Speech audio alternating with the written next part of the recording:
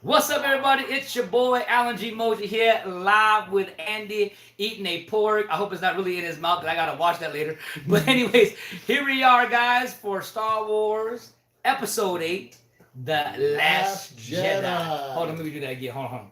The Last Jedi. Yes. Jedi. Yeah. Man, we got our pork, ladies and gentlemen. Oh, we got the lovely sound effects that are happening. Hold on, let me go and take care of those sound effects. I know I was missing something there. Bam. It's reminding me that I have. YouTube was reminding me that I had a show right now. That's hilarious. Anyways, Reminding himself. Exactly. All right, well, guys, listen. I put up yesterday my trailer reactions for 3 and 4 for Rise of Skywalker. It's already been playing. The premiere was Monday, and then of course it's been out. What's up, Lisa M? Good to see you. And of course, it's been playing today. Yesterday, of course, Thursday. I'm gonna go see it at 12:05 tomorrow night. I'm gonna be seeing it about 8 something. So he's gonna see it before me. Oh, you know what I mean? You gotta either just text and look, and just for the fun of it, just thumbs up or thumbs down. I'm gonna spoil the crap. That's fine. I already know it. I The know leaks. you do, 'cause The leaks. You The paid leaks. attention to the leaks. Listen, did not. I don't care about the leaks. I I don't care. I The actually good, bad- don't either. If I come across them and they spoil it for me, whatever. But I don't intentionally go see Look, them. here's what's happening. Supposedly, Luke Skywalker takes a porg. He comes back from the dead and trains this guy to go against Palpatine, and he beats him. That's Rise of Skywalker. There you go. It's it. This is the new Skywalker right here. The Rise of Skywalker. It should be the Rise of the Porg. But anyway. But you see what I'm saying, man? And it was so sad. Now, here's what's crazy about this real quick. Is he would probably be upset at that ending if that truly was the ending. I would. But for me, That would be space. give me my porg with a lightsaber. I would definitely do it. Yes. That's a Spaceballs ending. Hey, the search for more money. Mel Brooks, stop playing and give me my dang movie Spaceballs 2. The search for more money. I'm waiting for it, dang it. All right, anyways, you want to hold on to this? I feel like one's bigger than the other. I don't feel me. Is it one boob? Is it one boob usually bigger than the other? By like millimeters or. Isn't that millimeters? No, that's not millimeters. Like my porgs? Woo! Okay. Oh, look, hey, I'm just. It screamed at him. It doesn't like him. It works.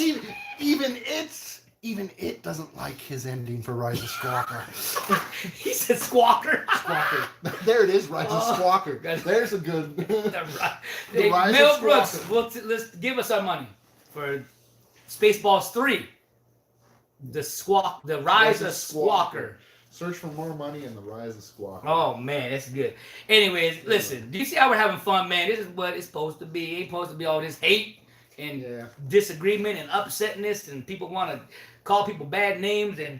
I like all the Star Wars movies. So do I. Except for the holiday special. Okay, hold up. Now I gotta give you that because actually, look, y'all act like I like everything. Y'all act like I like everything. Like if you watch all my videos, you're probably like, "Oh, this guy don't hate nothing." Nope. He watched. Some of it. I couldn't even watch the rest. It was so bad. I fast forward through it.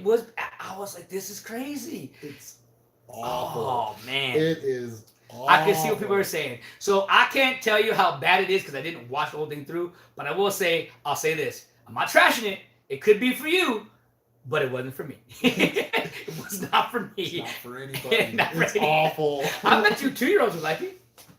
They wouldn't. Well, maybe. Okay. All right. You know what? I know who it's for. Here we I know go. who would enjoy it. Here you go. People on drugs.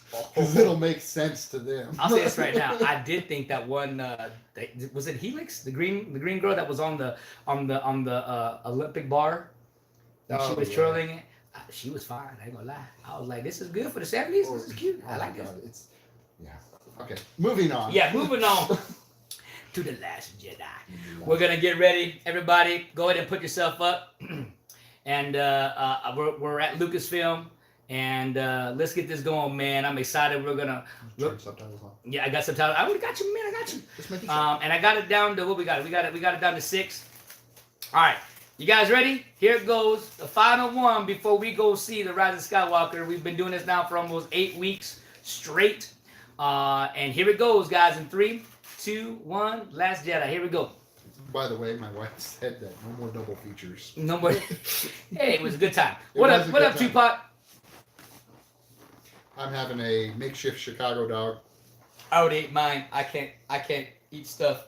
I have to eat it fresh right there on the spot. I can't take anything home like that. And I was leftovers. The theme music's playing. I hope I'm with a crowd that enjoys to have a good time. I hope they're not there to bash it or to whatever. I've heard many different things from people from LA that they had theaters that were cheering really loud. There were some that had theaters that weren't cheering very loud. That it was very, very quiet. Again, this might be as divisive as The Last Jedi, if not More so. more, in a sense, and that's crazy to me. And here's also what's crazy to me. This is not a spoiler. Rotten Tomatoes, supposedly, the Rotten Tomatoes score. This, as of now, this has the lowest score out of all of. Hold on. Everybody's trying to call me while I'm here, and the pork is getting crazy. It's okay, buddy. It's okay. We ain't gonna eat you tonight. He ain't eating your brother. We good. But it's the lowest score out of all 9 films. It's at a 57. Right now, as of right now. That's tough. That's tough. But see, I don't go by that. I don't need. If you don't care what anybody else thinks, you don't need to go watch or go read a review. You know, you could do it just to entertain yourself, which that's why I watch, these things. I love this. I actually think out of all the pan downs, this is one of my favorite pan downs. Here. There's only one reviewer that I pay attention to. And that's me! I'm kidding. I wish. His name is Chris Stuckman. He has a YouTube channel. I recommend checking him out. He does some very good things. And the reason I pay attention to him is because his film tastes are well in line with mine. So I noticed that when I started watching his reviews and stuff. I was like, hey, I thought the same thing when I watched that movie. Hey, that's the way I think about this movie. So I go to him for kind of advice on whether or not I should spend $15 to go see a movie or something like that. But see, and I'm glad you brought that up, but I don't want to make this a part of that of commentary on The Last Jedi. But I will say this is like, I'm hoping, even though that, because you'd be surprised, you guys are not twins. No. So there are some movies that we disagree on. Yeah. And it's like, and you so, thought it was good, I didn't like it so much, and or so, vice versa. Yeah, so that just make sure that if there's a movie that you want to go see, man, go check it out. You know what I mean? Definitely. Yeah. But as I was saying before that and I feel like we still not centered, man. I want to get this centered for y'all. Me and my OCD, Dizzle, whatever you want to call it. That looks much better. I mentioned how that pan down. Do you agree? Or is there another pan down that you like or pan up? No, I like that one. Yeah, this one was cool because not only did it pan down, but also moved, and it was like this, like it looked like it was coming at you, but you were going through it. It was really cool. This part, I'm not gonna lie, I enjoyed, but after a while seeing it, I do not like. Everybody again that talks about all I care about, I like everything. No, I actually, when I first saw it, I didn't mind it. And believe it or not, I've watched The Last Jedi, guys, at least 50 times. At least. And I will say that at this part where they're doing the whole joking part, I didn't mind one of the lines, maybe 2, but then it just got way too corny. And it just felt weird.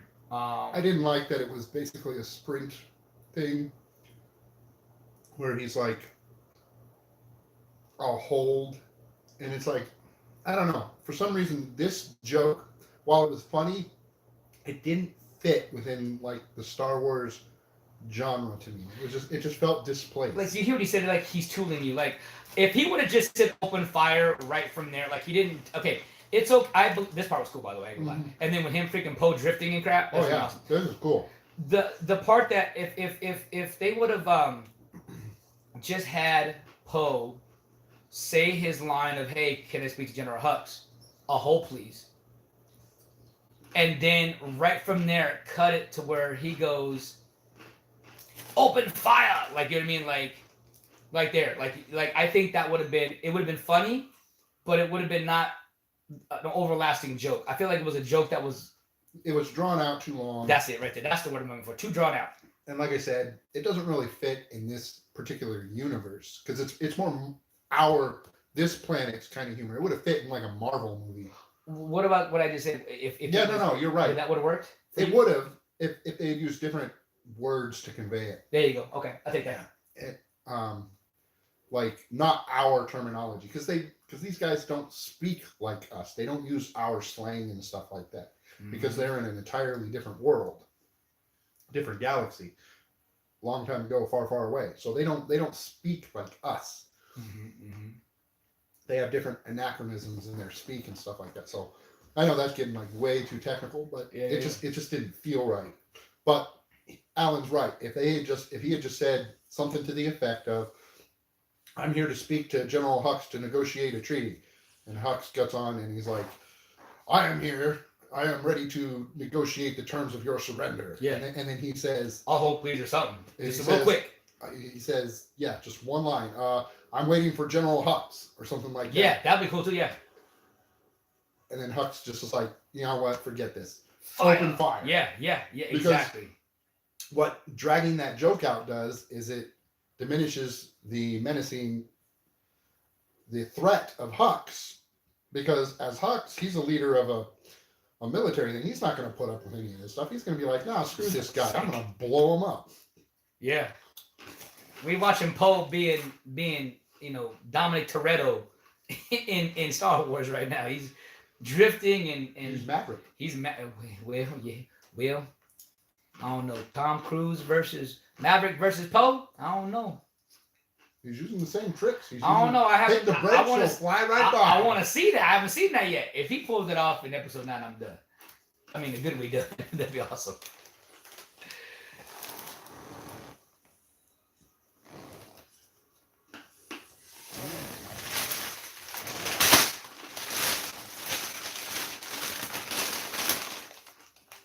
No, I'm still holding my fork.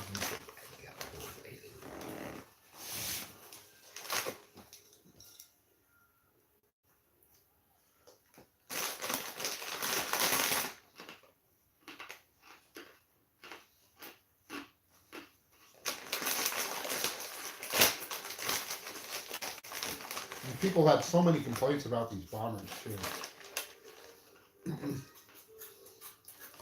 What's the complaint? That they were ineffectual. And I'm like, yeah, Okay. but Stormtroopers are uneffectual. Everybody likes them. well, what it is they're not really understanding the aesthetic of the space battles in Star Wars. The aesthetics of space battles in Star Wars is that it's modeled very much after like World War I and World War II stuff. Like a Star Destroyer is actually a very stupid design for a ship. All their guns face forward. They don't have all their sensor arrays and stuff like that are in one spot. Their bridge is only in one spot. It's actually a very stupid design for a ship. But if you model it after like the World War II aesthetic, they're very reminiscent of like destroyers and battleships of World War II. And that's what these bombers are. These bombers are the B-17s of the Star Wars universe. Bam. So they require fighter escorts. There you go.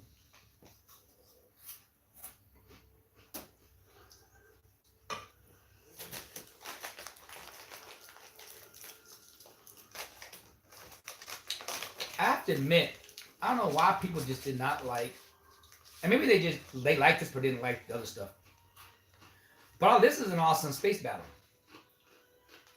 Now I'm not gonna lie, the one I saw in 9 looks pretty dang. No, I haven't seen 9 yet, but the stuff that we see online, the trailers and stuff. Mm-hmm. Oh my god, this looks like a really cool epic battle that we're gonna see in space. I don't know if it'll beat 6, but we'll see, because apparently this has everything. They actually did leak something online. Not leak, but it was a special Instagram or some kind of... they did some kind of scene for the Fortnite players, but they did also a scene for... I forgot what program. But it was about a minute clip of it was Han, no, not Han. Wow, it was Chewie, Poe, Finn, and the Millennium Falcon, and they were in this like box cube thing in space. And let me just say, the flight sequence in there, bro, with that was epic, bro. Oh my god, I almost wish I could do a reaction to that, but I'm seeing it tomorrow, so I don't care.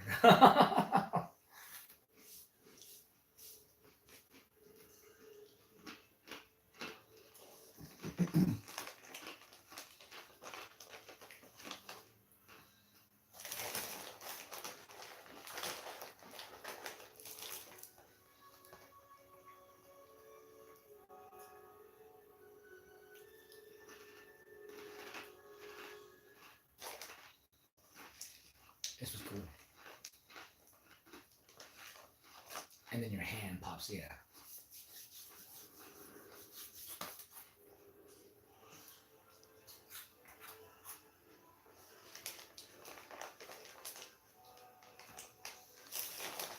Oh, by the way, I must be one of the only ones that doesn't mind.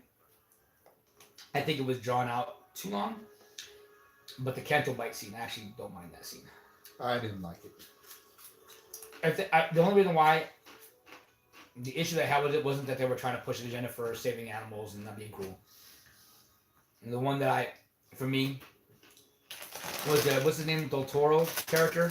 Benicio Del Toro. Yeah. DJ. Yeah, so his character, I didn't like how, or not didn't like, but it just didn't make sense where, okay, look, he obviously knew or didn't know supposedly that they were like to get out, but he knew how to get out. It was just like, it didn't make sense to that one part. Like, and then it kind of made the whole scene kind of like, okay. Mm-hmm. Like, I liked the idea of behind the Canto Bite scene, that they were showing up the war machine is funding both the Resistance and the First Order. But, yeah, I saw that. But I flipped out when I saw that, Eddie. That was crazy. But the rest of it was kind of nonsense. He about to get his ass whooped right here. Bam! Oh, dude,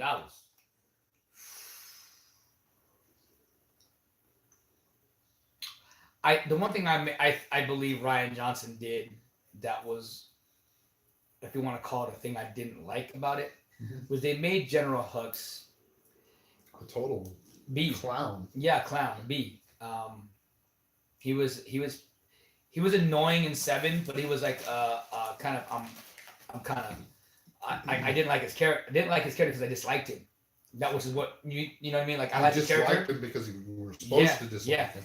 And so in this one, I do believe that he kind of Rian Johnson took him into another direction, and I heard it's very hard to fix in 9. That's why they had to they had some other guy in there to help him be this mean, to find the balance for Hux, because Hux became a comedian. That was one thing that was cool about the original trilogy, and even in the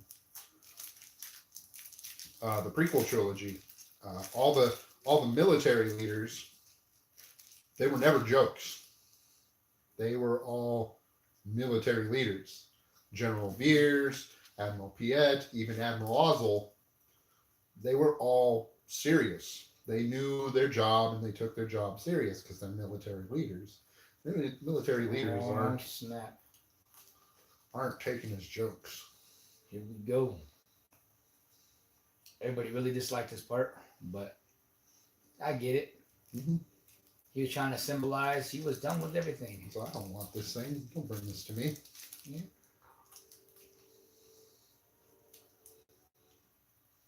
I don't know why people think it's a disrespect to his character. I don't know either. Again, Space Jesus. They wanted him to be, let's go fight the cause together. No, let me fight the cause by myself. That's what he wanted. You know, it's like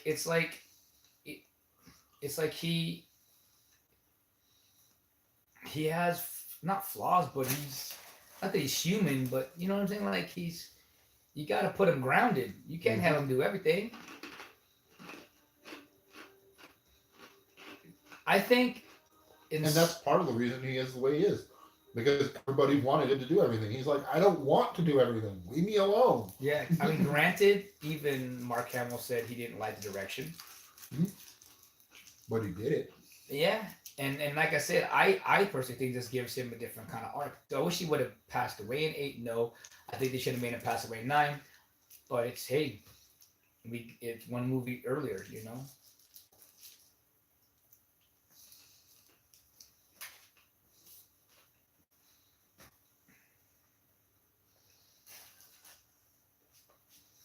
Andy, can you give me a share? In the refrigerator at the very bottom, the left bottom, there's some like cheese sticks. Can you grab what one you want? Just that one. Did you see yourself almost die? You were trying to Turn on a lightsaber. turn on a lightsaber. Okay. You knew what you was doing? Okay, my bad. I'm sorry. Apparently he knew what he was doing. Thank you, sir. Yep. You want one or you? I got one.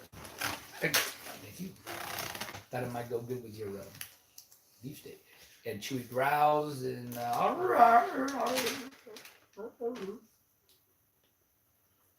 where's Han? See, I'm not going to trash the movie, but the one thing I think they really displeased for the Han character is they should have had a funeral scene for Han. I personally think. Yeah, that would have been kind of nice. You know what I mean? And maybe having Luke before this scene, maybe having some sense of Luke being there looking at his friend. You know what I mean? Or maybe later in the movie it shows it and it shows Luke coming out of hiding for that. You know what I mean? I don't know, it's an idea. But see, now me not knowing, not the spoiler, because it was in the trailer. There was a trailer that I think I was telling you about, the Emperor one, where him and the Emperor talk. Okay, that's all. Yeah. I will say this now, watching when you watch 8 or 7 ever again, and you ever see that when you see the scene, the explanation out of these 2 sentences or 1 sentence that you hear explains all this right now, and it's actually really freaking cool. To me, I think it's freaking cool. Oh, I forgot I had chocolate in here, guys. I'm going. We get the movies today.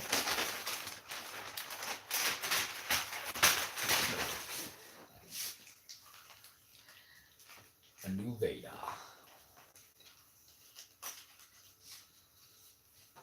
Now I fear. I was mistaken. I have given you everything I have to you.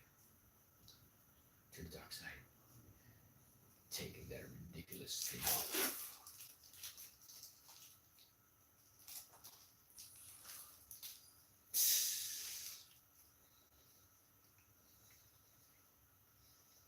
I'm a huge Kylo Ren fan.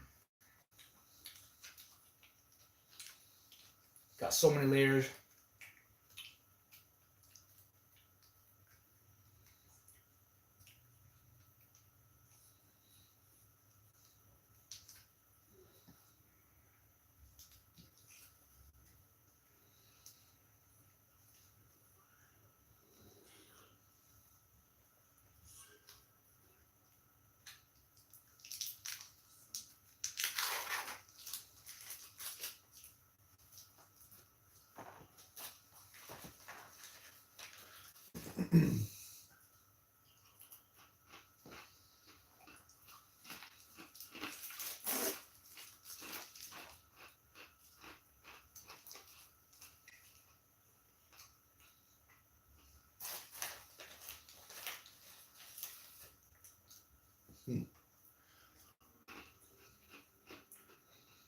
Insult a boy with emotional problems. Probably not a good idea.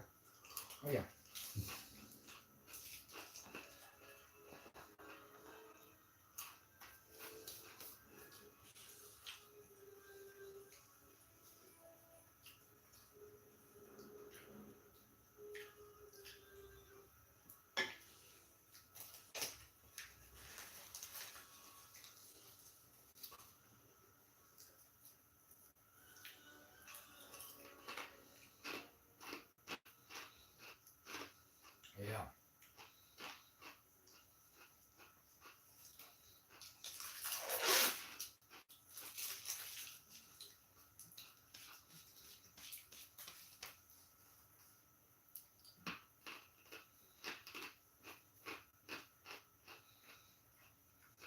You need Luke Skywalker.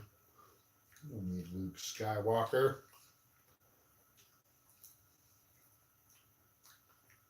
We're gonna walk out.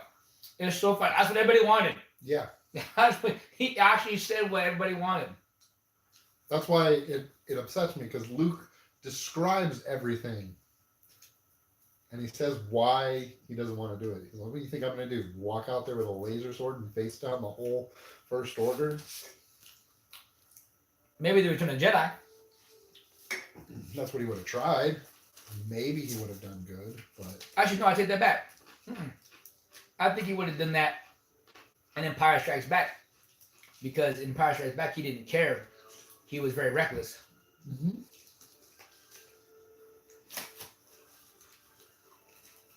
And even then, he didn't do it. He's still a pilot, and he went with the rest of the army. They should have had that. Galaxy's Edge. I know, he said it dispenses stuff. Would have Yeah, been good. gross, but Would have been cool.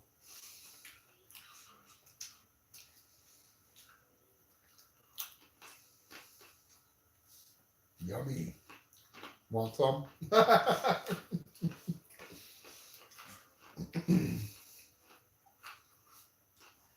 Everybody's like, we get 10 to 15 minutes of Luke doing stupid crap. I get you. But I forgot how many porgs are around that thing.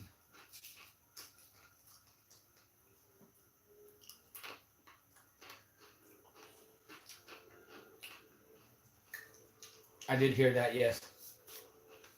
They tried to do without doing it right outfully, but they really tried to do a undermining of the Last Jedi. Like they literally, it's almost like a Force Awakens sequel. What they're saying. Rise of Skywalker? Yeah. Oh, okay. But I don't blame them for doing it because all the hate they got. Yeah. Mm-hmm. Stupid. They're just trying to. They're trying to make everybody happy, man, and it's the toughest thing. You can't.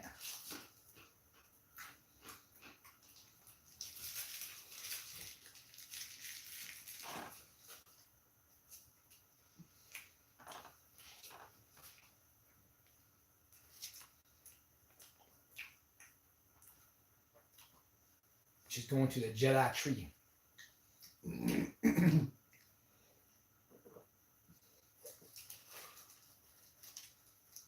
Just like the tree on Dagobah.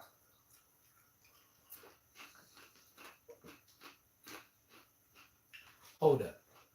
There's a tree in Dagobah? I've seen that movie 10,000 times. What tree you talking about? That's where the cave is. That he goes into and fights with the illusion of Darth Vader. They don't show a widescreen of the tree, do they? Yeah. No, they. Okay, I'm gonna go check it out before. I'm gonna go check it out tonight.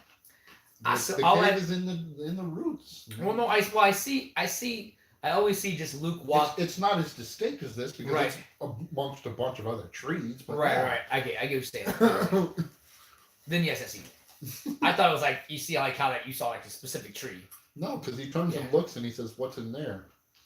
And then Right, then we go. He goes in and he drops down. Yeah. See, I know what I'm talking. I know what you're talking about. I didn't think it was distinct. Just like me, the last of the Jedi are extinct.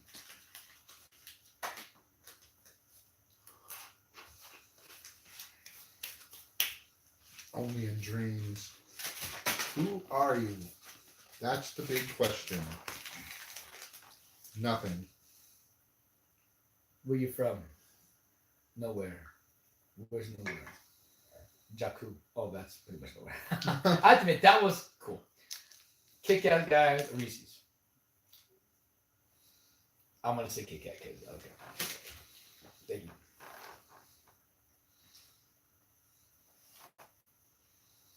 What do you think? Kit-Kat, my guy.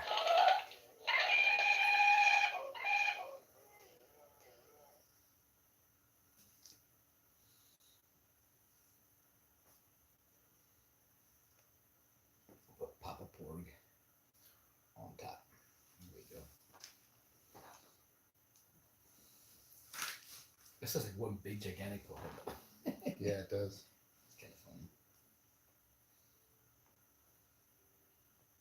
Oh, there's 4 eyes. There you go. There we go. The poor's gotta watch their epic. They're not. I heard they're not 9, so this is their only. It's the only chance they see him. They move as a movie. I really wanted me an episode 9 porn, but no. Because they're only on this thing. I know. It sucks, bro. I need my toys. That's why they were invented. Mm-hmm. They were invented, yes. They weren't there to serve a story purpose. They were there to sell. To make moolah.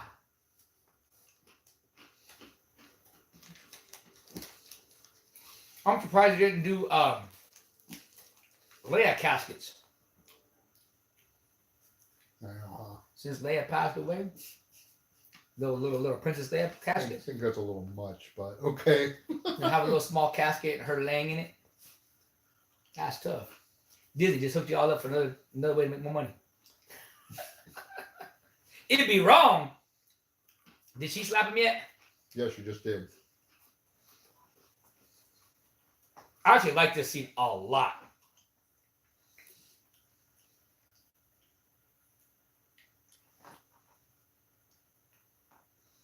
That was really good. I love that scene. She missed a hot shot and she breaks it down. Pimp slaps him. You can't just blow everything up.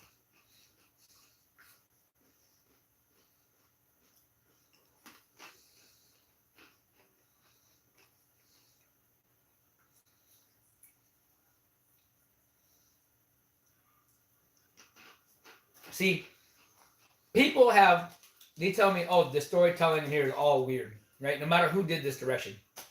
I'll use Poe, for example, or no, Finn, for example. I think in the first one, he wanted to get out, didn't like what he was doing, he got out. Second one, which is The Last Jedi right now we're watching, he's trying to find out who he is. So he's already in the Resistance, but he's trying to find his place. And then in 9, he is where he's at. He's like one of the main guys in the Resistance. You know what I mean? Like, people say he has no arc story. I'm like, well, if you look at each trilogy right there, each one I just said, he does have that. And you can kind of almost play that for each one at the character.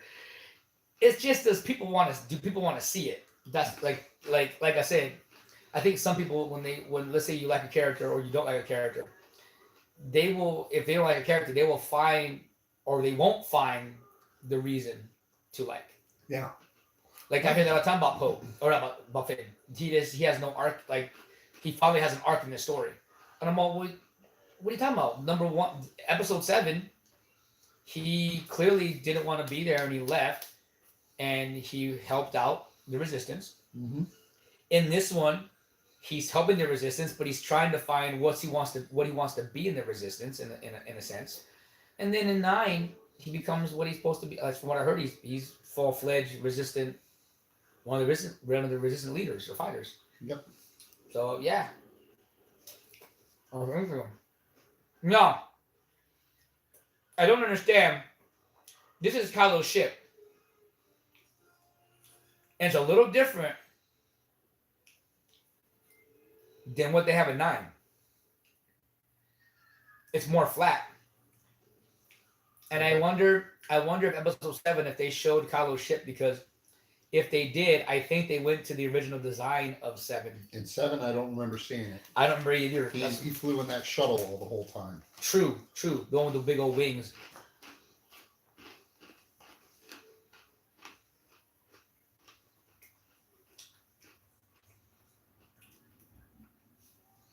That is where you can see the inconsistency of the films. Is when you see stuff like that.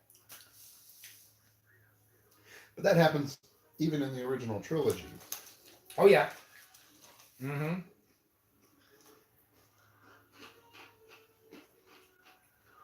Which part is that? Huh? Which part are you thinking? Well, the overall design of the TIE Fighter changes from movie to movie to movie. And I'm not talking about the specialty ones. I know those are different. I'm talking about the standard TIE LNs.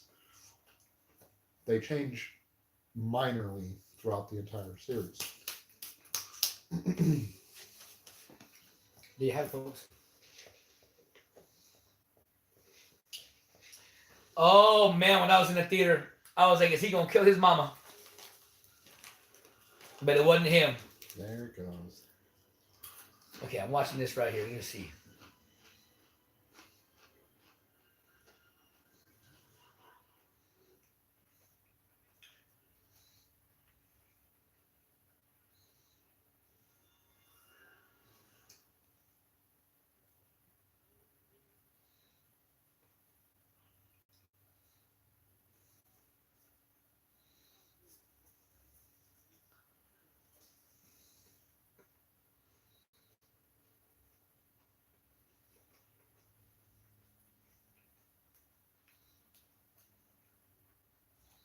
He's fine here.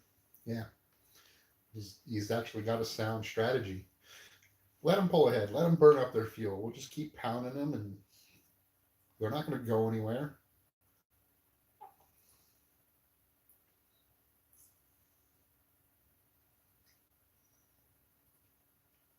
I actually cheered at this moment. I mean, I know why people were. I mean, now I do, but when I first saw it, I didn't think of it like that. I was just like, I mean, it was kind of, I was like, oh crap, she's flying like soups. What the heck? That's what I mean, honest, that's like kind of what I did. I was like, she's flying like soups. What the heck is going on?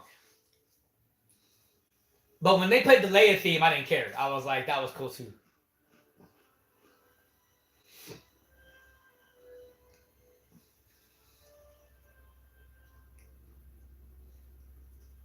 The only thing I didn't like is she looked kind of weird doing it.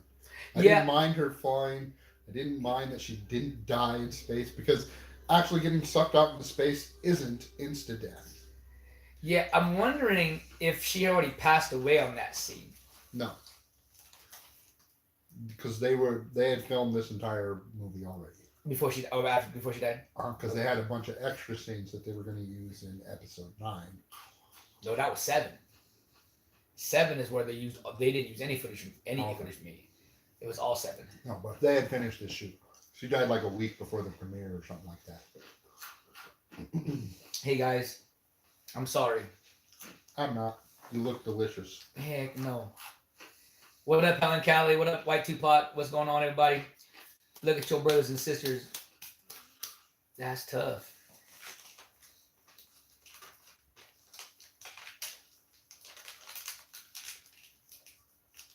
See? Oh, I eat you. I don't care.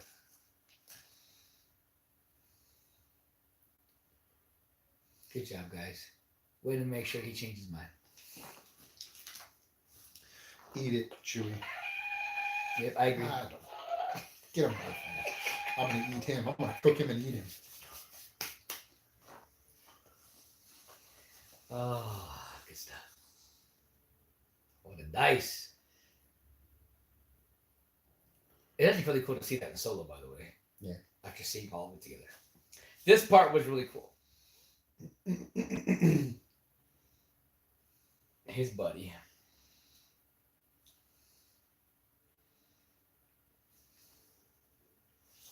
R2. Yes. Hey, watch the language.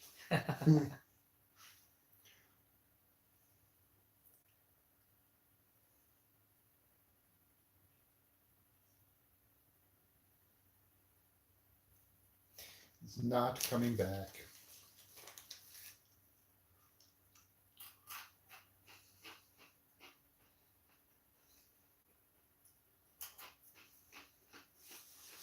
That was a really bogus move.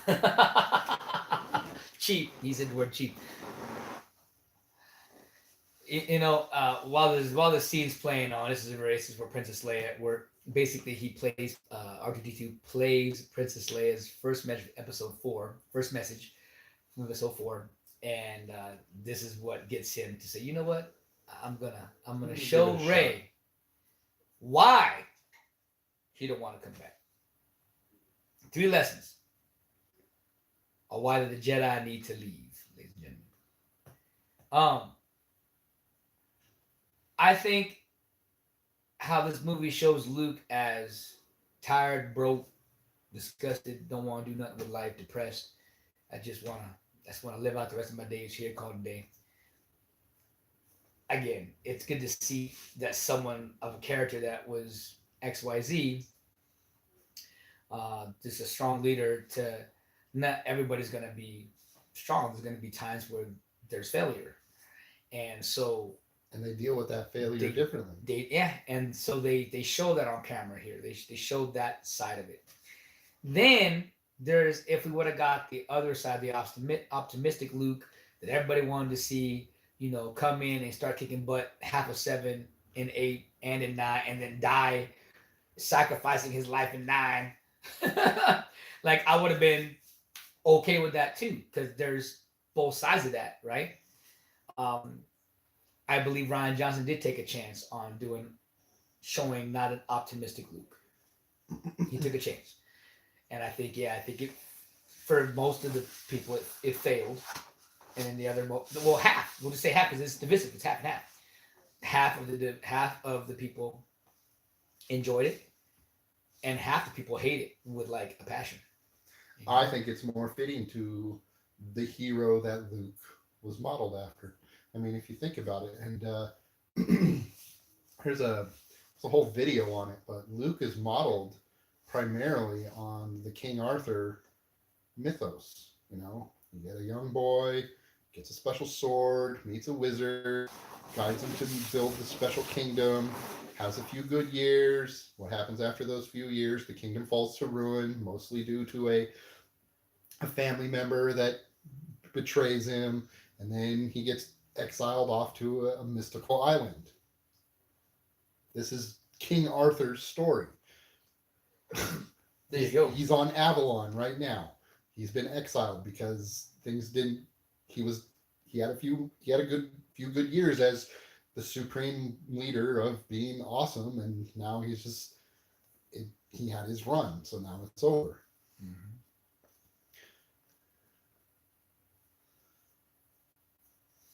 And I mean, I see all the agendas they're pushing.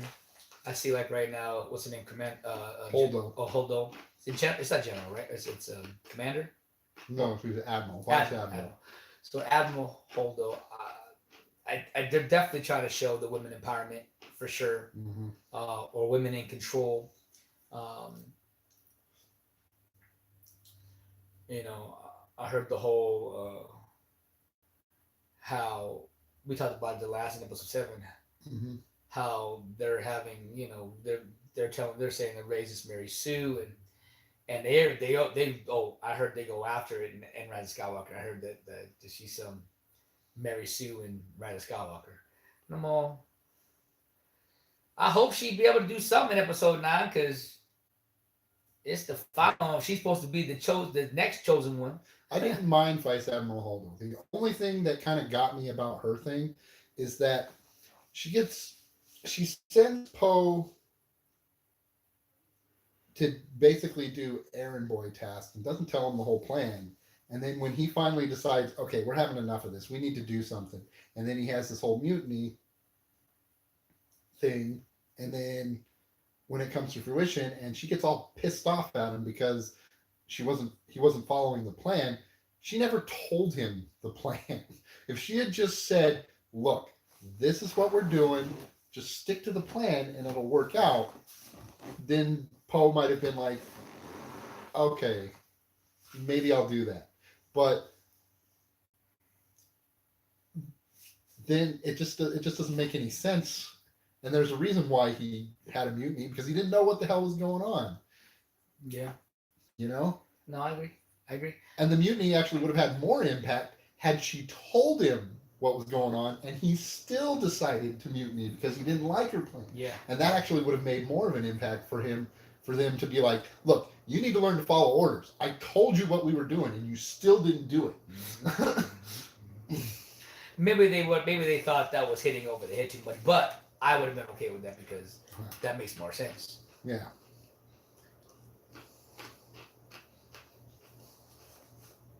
And I'm gonna tell you right now, y'all could hate me, y'all could dislike me. I did not mind them trying to do the Rose and Finn thing. I knew what they were going for, and because my man Finn was supposed to sacrifice his life in this movie, and so she was like no, and so she sacrifices herself for him, and I think they both wanted to die, and I also believe that kiss wasn't because they liked each other. I think it was a kiss because it was the last moment. Like they felt like it was that this was gonna be like their last time living, if you want to call it that. So you know what people do when they think they're all done and washed up. They say things, or they do stuff that they don't mean, or they do. You know what I'm saying? Like, it's just out of spur of the moment. And I believe that kiss was a spur of the moment thing.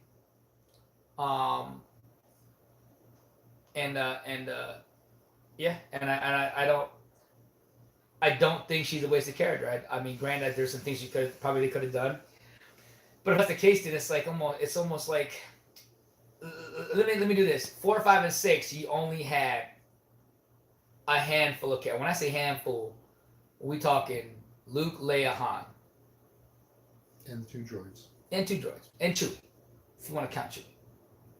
As far as character, now we ain't talking about co-characters. We're talking characters. Mm-hmm. And I don't believe Rose is a character. She's a co-character. Yes. So I don't believe that if they were trying to make her into. No, she's not a big player. She's a bit part. Yeah. So your major players are Kylo, Rey, and I said Rey. Sorry. Rey, Kylo, and Finn and Poe. Like those are your major players, and it's tough because everybody tries to compare everybody to those 3 characters, and that's the problem. You can't compare them to those 3 characters. You can't. Yeah. Like everybody's like, oh, he's the next Han. No. It's like, no, he's not. Poe. He's Poe. He's not the next Han. You know, and that's the problem. I think everybody is trying to. They're looking for the similar characters. Yes. Instead of putting them in their own basket. If you really want to get technical, Poe shows traits of Luke and Han. Oh yeah.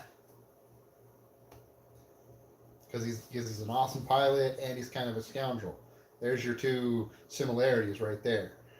Whereas Rey, she's kind of more Luke than anything. But then she's also got little bits of Leia in her and little bits of Han, and it's the same. They're all kind of spread out. That's who I'm curious to see. I haven't heard one thing. That I will be saddened. I will be saddened if she has no plot or anything, even a voiceover. If there's nothing for Maz Kanat, I'm out. I'm gonna hate the Rise of Skywalker if it's true. Because they built her up in Force Awakens. Yeah, I thought she was the next Yoda. Well, I didn't think that. Or not the next Yoda, but like, I know what you were saying. The wise. Yeah, for this series, for this trilogy. You know I didn't really think that, but it was just like she had this part where it was like, I know all this stuff, but I'm not going to tell you any of it. Yeah. So I figured she was going to come in later and tell us, but nope. They just threw her out the window. And then in this one, they're like, "Here's a little hologram," and now we're never going to see her again. I mean, and I was okay. I was okay with this because of the fact that if that was what her purpose was for the film, then that's fine. Don't give her stuff that didn't make no dang sense. At least she was. It made it. It's kind of like a throwaway, almost like. We know we got to put her in there, so let's put her in there and it would make sense for her to say what she said. Like if she would have been in a part where it didn't make no sense for her, people said that about that scene. I'm like, well, no, that makes sense. She's a person that is in the war. She still helps out, and you know what I mean. So it's like, why? But I heard it in 9. There's all these cameos that pop up, and I'm hoping she's one of the cameos. I'm hoping that they don't write her off completely, because in all actuality, that's not a Ryan Johnson thing. That was a JJ thing. Okay. But right? Is it because we met what Maz in 7, right? Yes. So that's a JJ character. That's not a Ryan Johnson character. Yeah. So I don't see why he wouldn't put her back into that movie. Unless he is done with her. I mean, I don't know. I hope not. I I don't care again what anybody says. I really enjoy these whole things that these two go through right here with the Force. Like they're totally far from each other, but they can hear, they can sense, they can somewhat. I think one of them can see. They can. I don't think both of them can see each other. Not yet. Not yet, but they will later.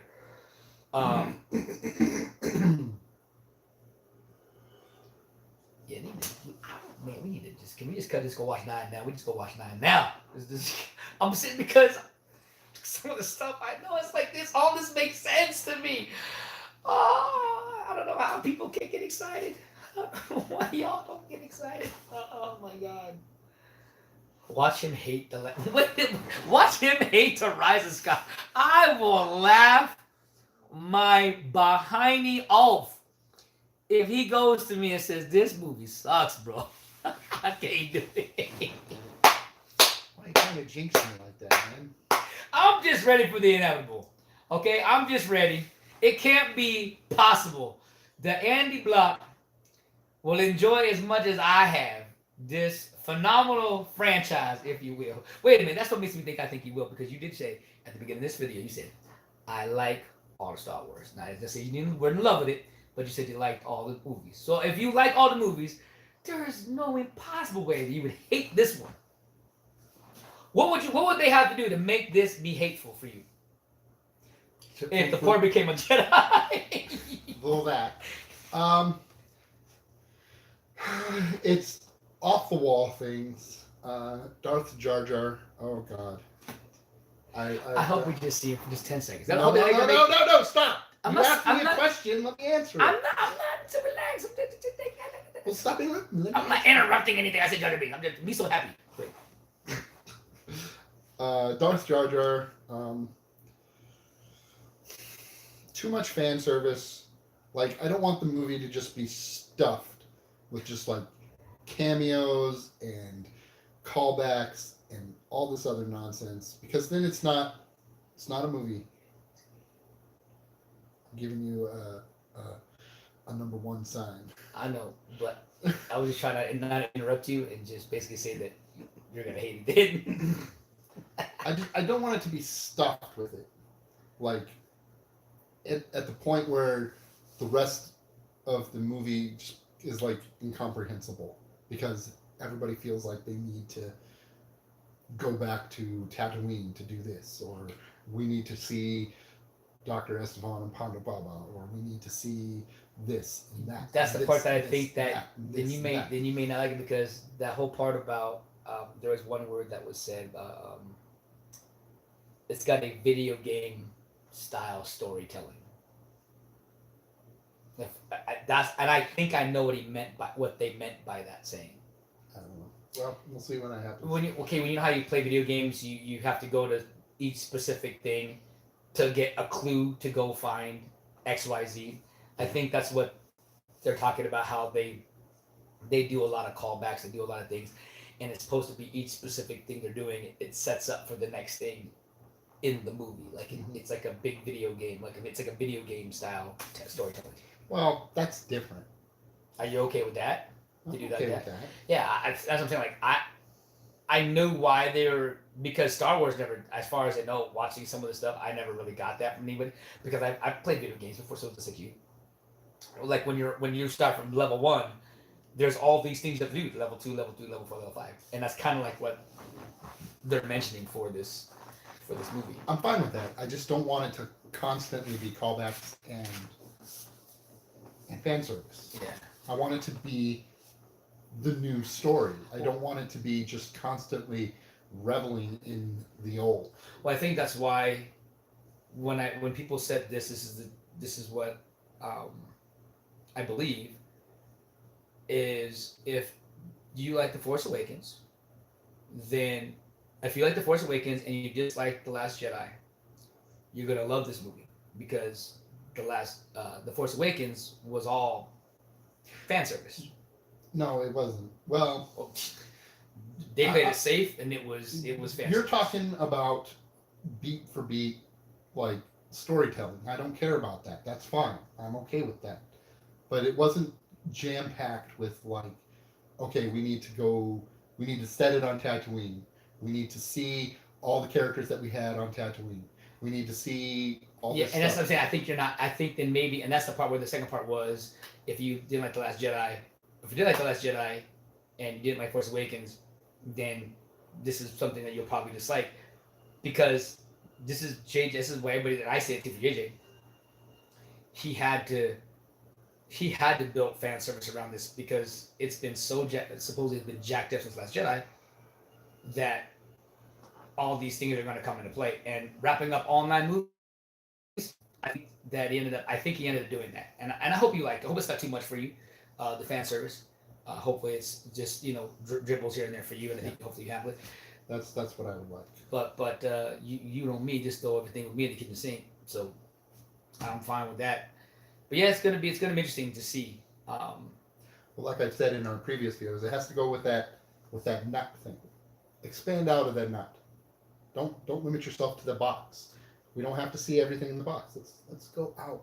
I think that's what happened in Last Jedi, and I think that's why, because they heard all the bad, they put it back in the box, and I believe they did that, but because they want to finish this damn story And be done. And be done with it, because now, for the next trilogy that they're gonna do, or the next saga they're gonna do, it's not gonna be the Skywalkers. They can actually go outside the box if they want to do the before Plagueis and do all that stuff. That's before all that stuff.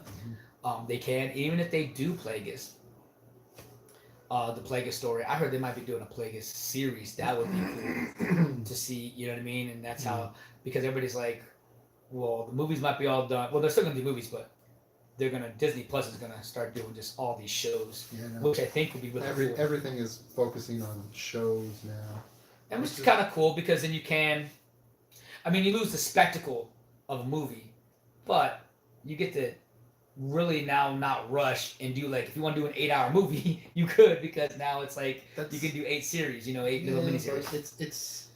It's too much. It's too much to keep track of, especially since everything is now everything has to be this interconnected cinematic universe, like Marvel. Okay, let's take Marvel for example. There's 23 movies, and they're all interconnected. That's about the next 25. That's a lot to keep track of. Now you're going to interject all these little mini series that are interconnected in there, and they're all going to be like 10 episodes, maybe more each. That's so much. That's ludicrous. Yep, and phase 4 and 5. That's why I went by 25 movies. You have 4. I think you have at least 10 in the first one, 10 to 12, and then you got phase 5, which is like another 12 to 15 movies. So there's 25 right there. It's too much. And it's supposed to all interconnect. It's too much. Just keep it movies. Yep, everything is now streaming services. That or share, like I said, a shared something. Yeah. That's crazy. I felt it, but saw it.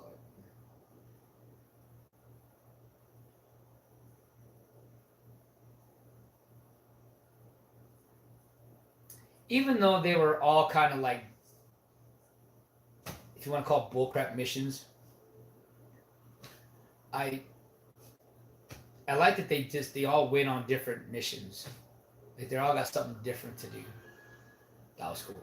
That was cool.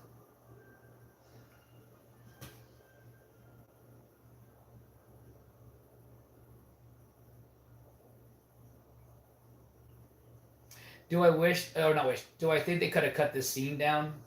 I believe so.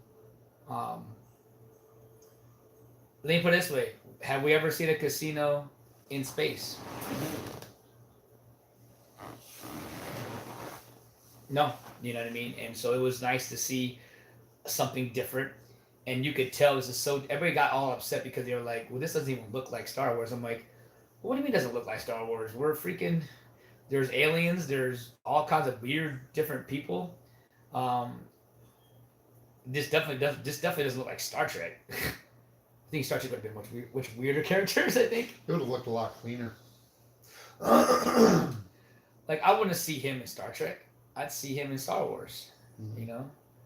And then everybody got upset right now with BB-8 doing his thing. He reminds me of these robots, man, with no eyes. They don't need eyes. Yeah, I know.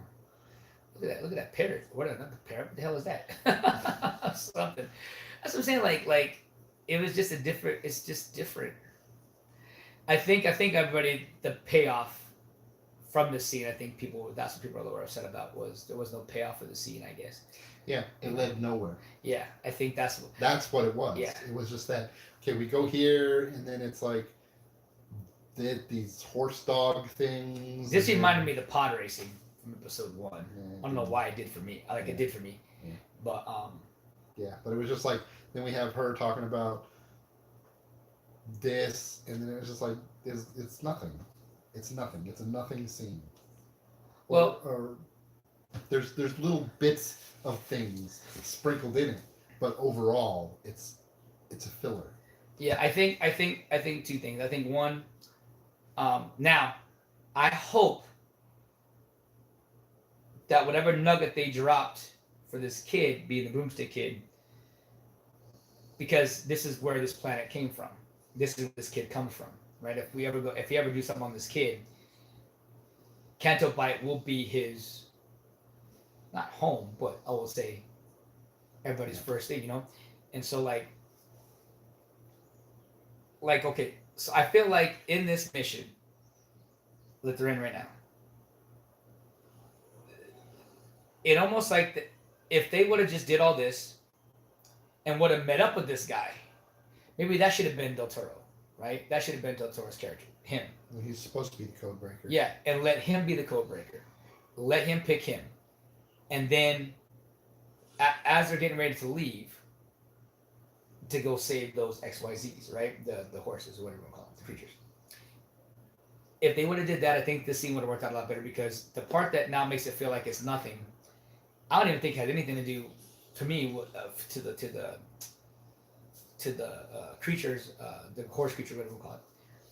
If they would have, it's the whole part when they're in that whole jail cell, and Del Toro's character is just like, the whole thing that they did to break what's his name out and break him out was all pointless in a sense. Like the payoff on that was off too. Like I just felt like they had 2 missions within that 2 scenes, and only kind of one of them paid off, but no one really cared about that one. That's why no one cared, which was the horse one, because they did pay off. They actually saved him, but that wasn't the mission that they went to go on in the first place. It was the other one, and that one was the one that fell short. And I think that's why people were like, "Well, yeah, whatever." Well, I think you have it half right, because they came here to get the code breaker, and they missed their opportunity to get the real code breaker. And then Rose is like, "Let's save these animals," and because while we're here and we didn't get the code breaker, we might as well do that. And they did that, but it's just like, that's kind of a pointless endeavor, because they're just going to recapture those animals anyway. Yeah. In a sense, yeah. I laugh at the scene. Ray just keeps destroying these force keeper nun people's things. Oops, sorry. There's one deleted scene I wish they wouldn't have taken out from Heroes. I think she was training, but she was running because she thought something bad was happening with her lightsaber in hand. She gets there and they're having a party, and Luke is there. And actually, Luke speaks to her a little bit even more depth of something. I just think that was that extra minute and a half. That would really gave levity to the story even more. The deleted scene. This one right now, what Luke's talking to right now, to Rey, is a pretty good talk with her right now too. He actually talks about Sidious for a second, or Plagueis. Mm-hmm. This is where he's like, "I became a legend. For many years there was balance. Then I saw Ben, my nephew. And that night, the mighty Skywalker blood, and in my hubris, thought I could train him, pass on my own strengths. Han was about it. Leia, entrusted me with their son. Took him, a couple other students, began training new Jedis. This is where he's describing everything. This is, I think a lot of people overlook where he's describing this.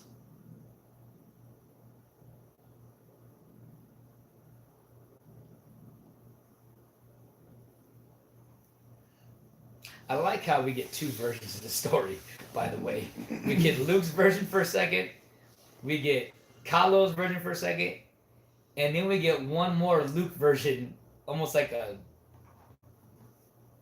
another setup for a setup. It was pretty cool. I do like that.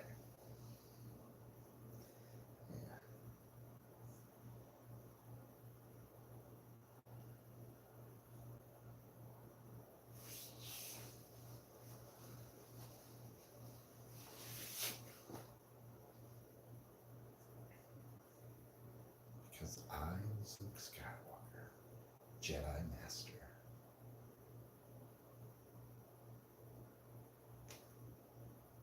A legend.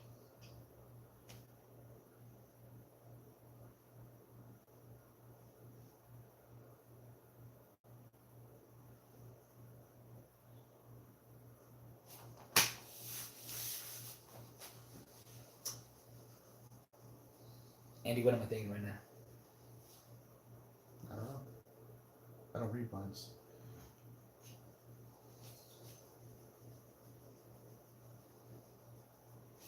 Episode 9 is true. All this makes so much sense.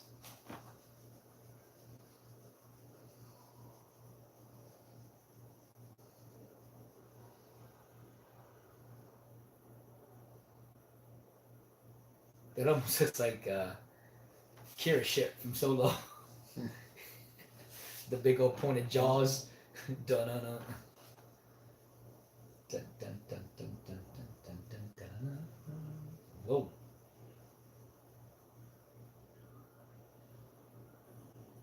Bye.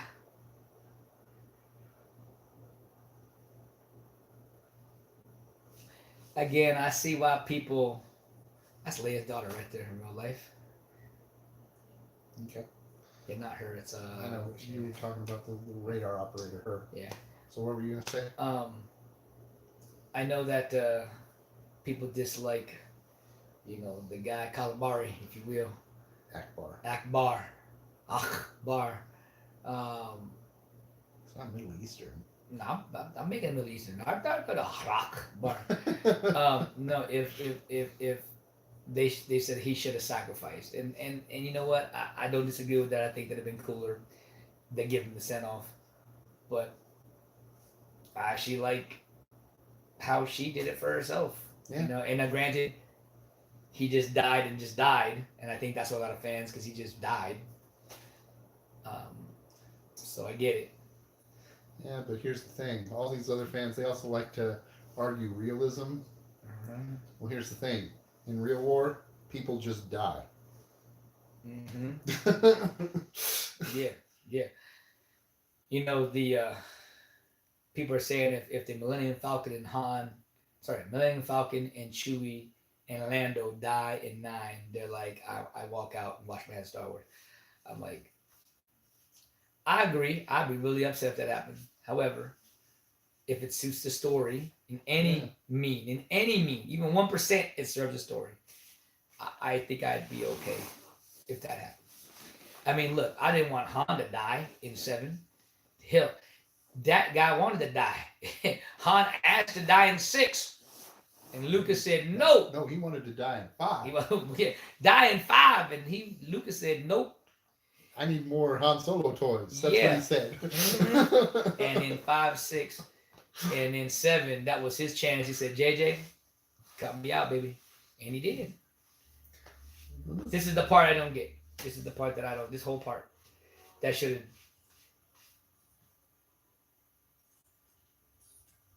If he's the code breaker, or if he can do it, and he could have busted himself out before these guys, why didn't he?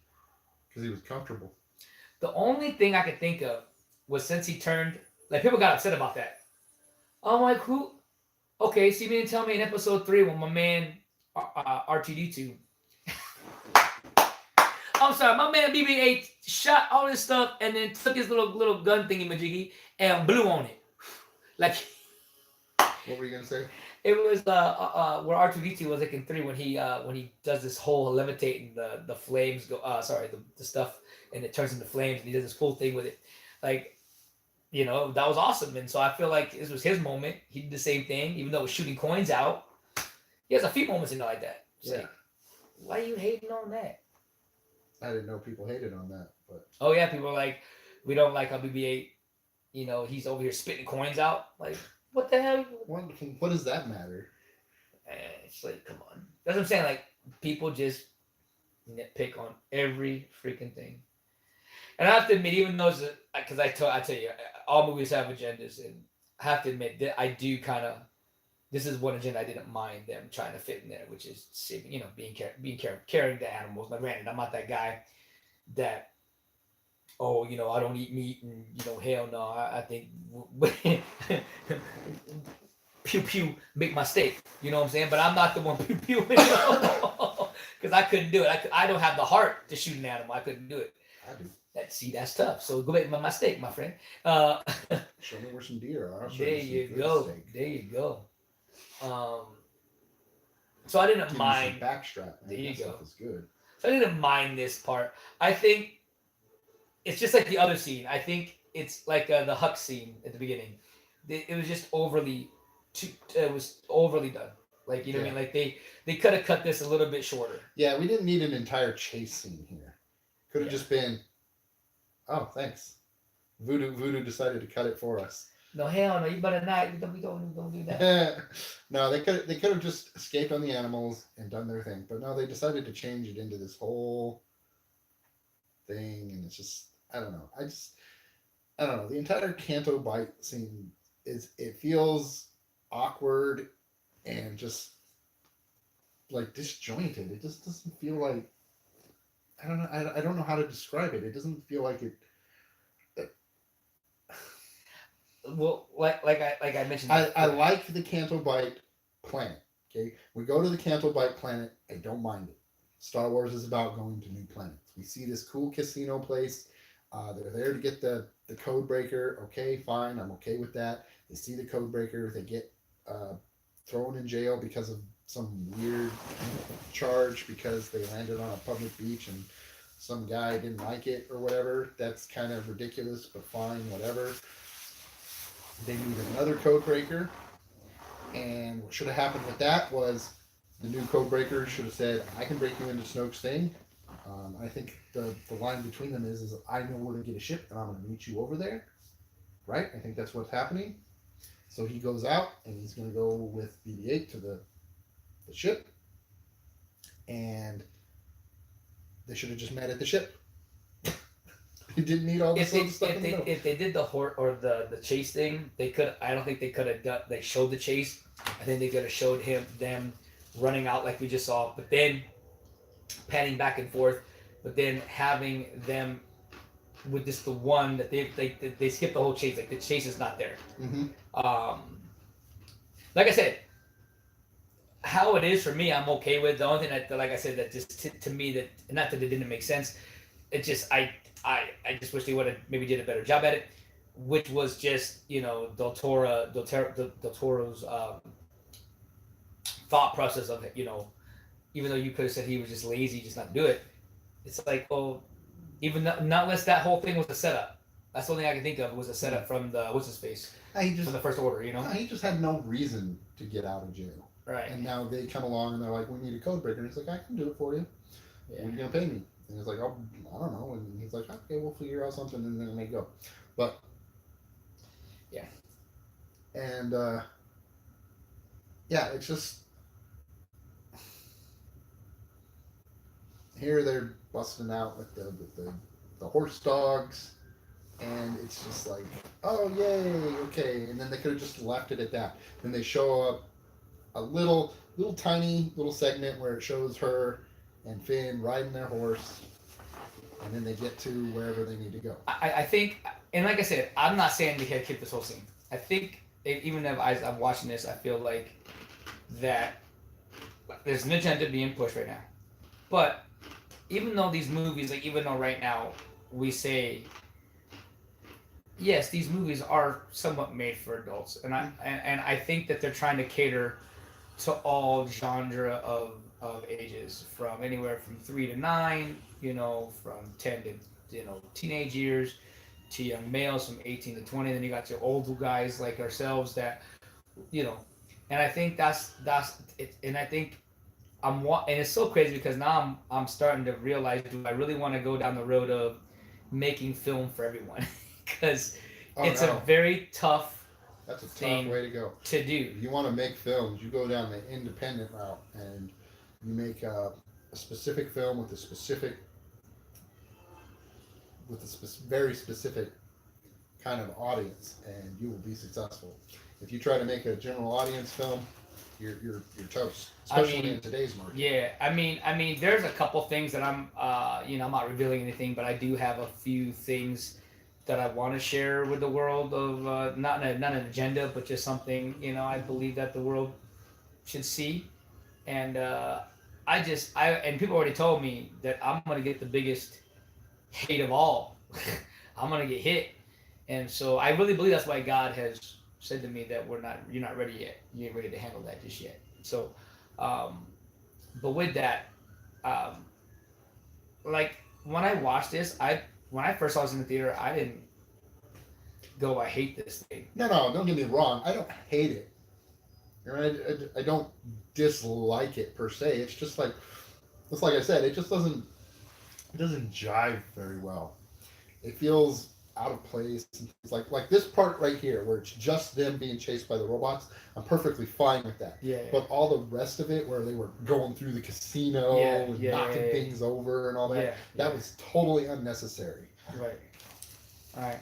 And I think that's it was just padding. It felt like padding. That's what it is. It felt like padding. That's what it was. Just extending the runtime. Yeah, I think directors, their visions on whatever it may be. I don't know how I would have shot that because I am a visual person. So there's a part of me thinks I would have done that, and there's a part of me thinks that I just have water and milk right now, bro. I'm kind of, or there's chocolate milk. Well, you get that last one if you want. Go ahead, my king. You okay? Yeah, I'm good. You don't drink it, right? Oh, I don't drink it unless I have like other friends over, like you know what I mean. But there's just I'm good.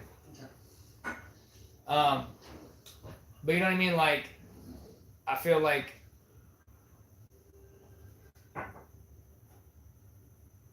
this reminds me of Empire Strikes Back right here, in a weird way.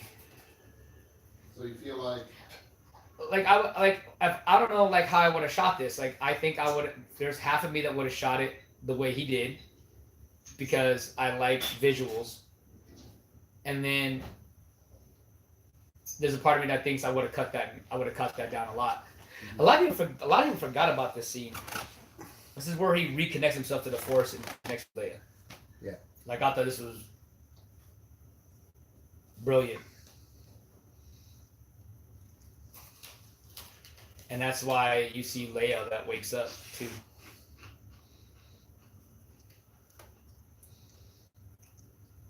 And then bam, Leia starts, everything starts racing.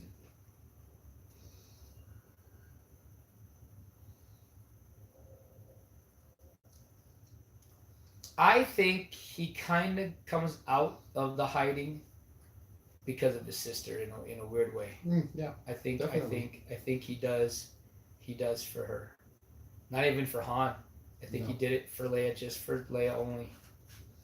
Han was a good friend, but Leia's family.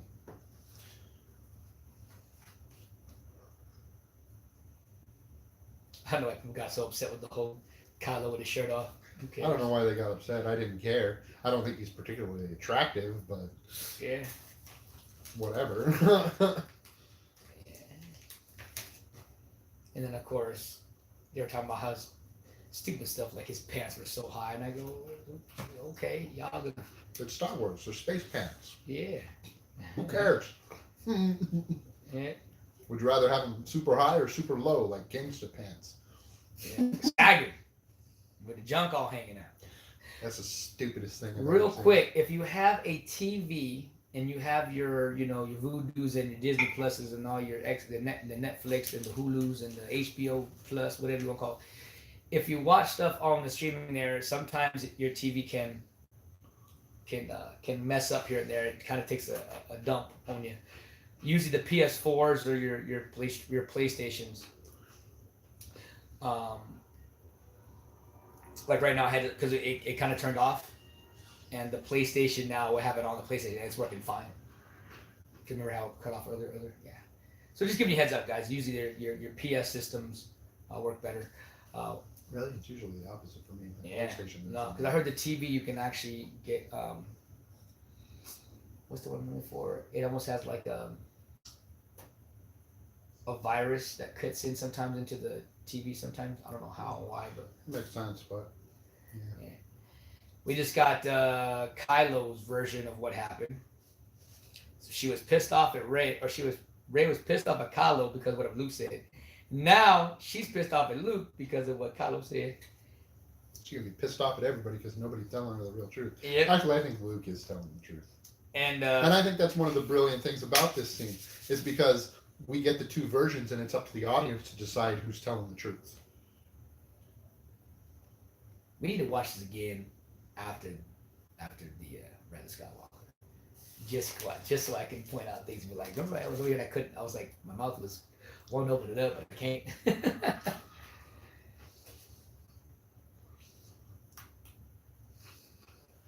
Let me guess. Kylo's telling the truth. No. Oh, okay. You heard no leaks, zero, like none, zero. Every time I see a leak thing, I go right past it. I'm just gonna say one word, and you just say yes or no, and I won't continue. Just one word. I'll say one word. Just one word. Okay. It shouldn't be too much. Palpatine. That's all I gotta say.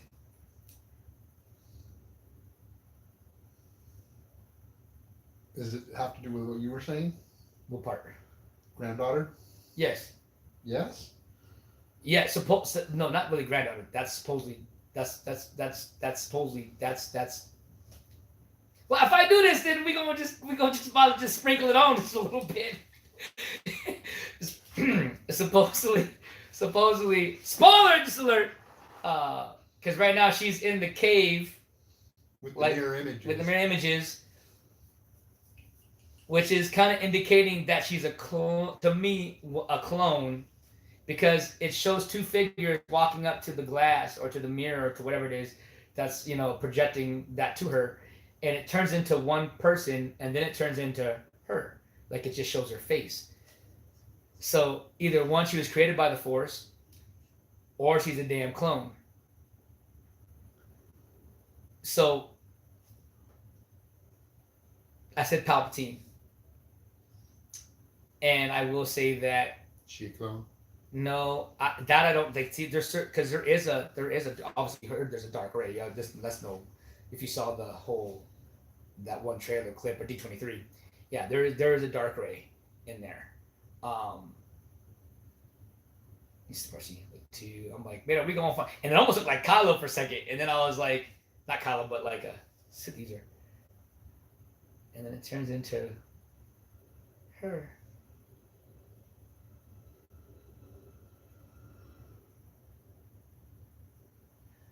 I'll just say this: Palpatine, from all this is not even leaks. These are just from the trailers. Palpatine has let's just say a cloning facility, if you will, and I will say that I'll just say the reason why Luke and Leia treat her the way, it makes sense now why they treat her the way they do. In both 7 and 8, like you can see why they're distant, why they don't want to help her, because they know themselves. Okay. Yeah, I'll just leave that alone. You already did it. I know it. Yeah. Hold on, that's pouring. I feel so bad for Andy, but it don't matter. I don't care. It's so good. It's so good. But all this crap see, I didn't say one thing though. I did say the other part though. No, and that's gonna make that. I already got it. I already understand it. Thank you. Yeah. With knowing that little bit, how did that make you feel towards? I'm okay with that. Yeah, it's really gonna answer some stuff for me, and I know there's gonna be other stuff you're not gonna answer. And that's what I'm saying, man. It's gotta be tough for JJ, man, to wrap up all of it. There's no way, man. There's no way. Well, like I've been saying in pretty much every single video, screw all y'all haters. Yeah, no. I'm here to enjoy all of it, man. All of it. Give me my canto bite. Give me my health. Give me my crate. My octu. Oh yeah. Now, I'm telling you, this scene right here where they fight, Ray and Luke fight, if this would have been a lightsaber battle, I'm going to say not even a high number, but I'll say 25% of the people that hated it would have then go, you know what? This wasn't such a bad movie because we got little space Jesus. A little bit. Just a little bit. We got a lot of space Jesus. We didn't even need a lightsaber. Look at this. This would have been, Matt Jesus' lightsaber, man, would have been off the chain. I actually was telling myself this in the theater. I'm like, why did this a lightsabers? Why is there lightsabers? All the time. Again, people, you all tell me all the time that, oh, I just like everything. No, man, I was waiting for this to happen with lightsabers.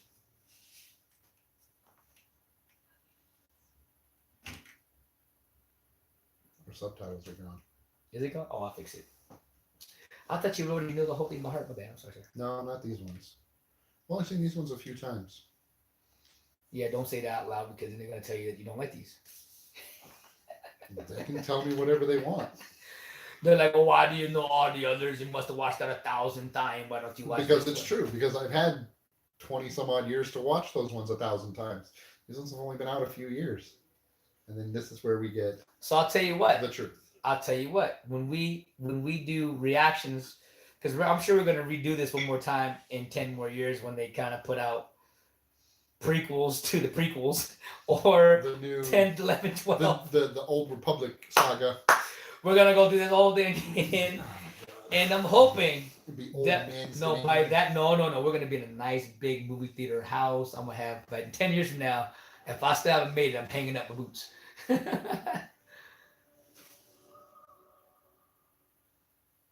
Yeah.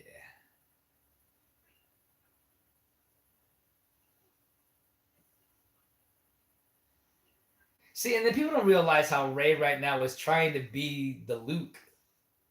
Mm-hmm. She's so optimistic to everyone. She's that way with Luke. She's that way with Kylo. She's that way with everybody. Yeah, it is.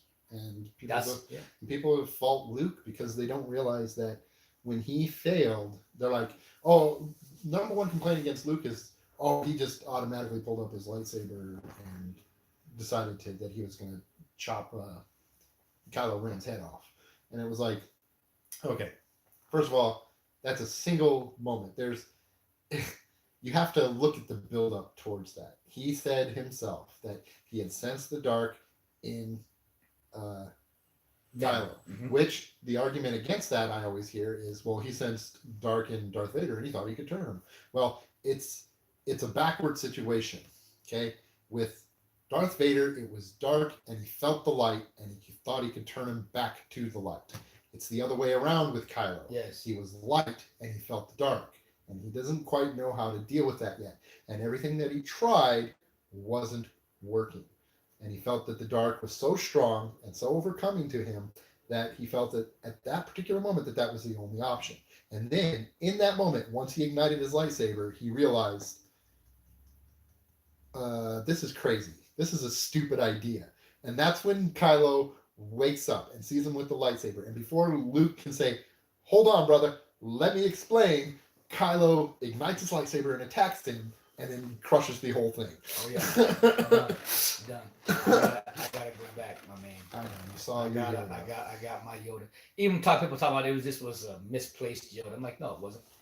I cried, guys, in the theater for this part. I cried, especially with the music playing. Master Yoda. No. Hold up. No. Oh man, hold on, man. I'm gonna pick this. No Yoda impressions. Yes, I will. this Yoda heavy, nigga. I ain't playing around. Oh, let me get me some Yoda. Woo! We gonna look. We're all here. I feel like the John Henson of the group. Jim Henson. Oh my bad, Jim Henson, Mr. Henson. Can't claim to love Yoda and not know. Man, I'll strike you with this lightsaber. Don't even go there with me. Oh yeah, who acted Yoda? Frank Oz, Chinese There food. you go. Only reason I know that because that was just only reason why I know that because I saw him yesterday on the premiere and they said Frank Oz. I'm kidding. I knew who that was. Anyways, hey, look, I like this part. He's setting off the getting crazy down the tree. That's it.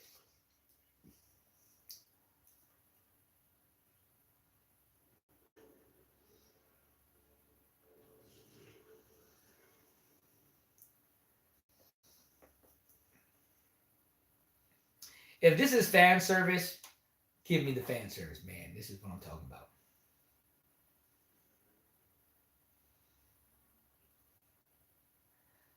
I will say, I'm very easy with storytelling.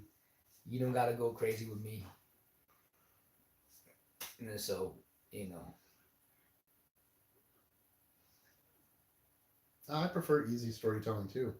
That's why I prefer the show don't tell it aspect. That's why a lot of these new movies come out and they have like these like 30-minute scenes of just people dumping exposition on the audience. It's like, did you even attend screenwriting 101 where they tell you the first lesson where show don't tell? You know? That was funny. He hit him over the head with a forehead. Yep. With his thing.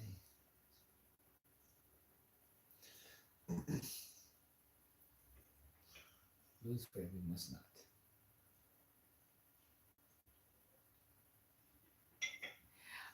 Once you see the movie, I'm going to send you a link to this. I watched this guy named Nerds of the Den or Nerds of Den. He's actually really, really funny. And he kind of like had the same, like kind of what you mentioned about your one guy. Like, we have totally probably difference in movies, but the way he thinks on certain things, we had to have the same thought process. And so like listening to him talk about the ending of Rise of Skywalker, it is so funny. Once you're done watching it, I will send you the link just because I want you to laugh with me because it's just so stupid. Because he's like, why do people really think this is whatever happened? Do you think that that's how it's going to end up being? Like, it's just so funny. Like what he was saying, I was just laughing so hard. Yeah, it's so fun. It's so good. Right, Yoda? Right on. I don't think I can do that. What? I can try. No, there's not enough room up here. Hold on, man. Let me just see if it never worked. You know what? You left it on point on Jar Jar. You know what? I'm gonna buy me a Jar Jar Binks just for you and go. Me so happy to you. I have a Jar Jar Binks. Do you? Please give it to me. If you don't want it. Sure. Full of caca. What you mean a toy? A toy. No stuff plunges? It's not a stuffed one. I would, dude. See, okay, you know, my next mission, when I go get your sabak thing, I'm going to find me a plush toy Jar Jar. Oh, a Gungan? But I want the Darth version of it. Don't He's going to buy him with a cloak. Yeah.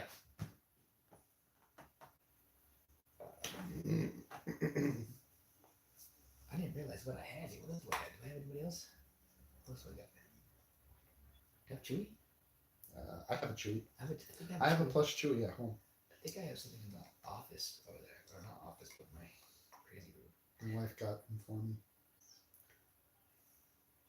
That is one of my prized possessions that I cannot wait to open up one day. I just don't have the room for it. I'm not going to open it up until I have the room because it's going to be more of a display than anything. And that is my actual size BB-8. See, I can't. It's a BB-8. This was cool. They went through all the different ships, light side and dark side. That's awesome.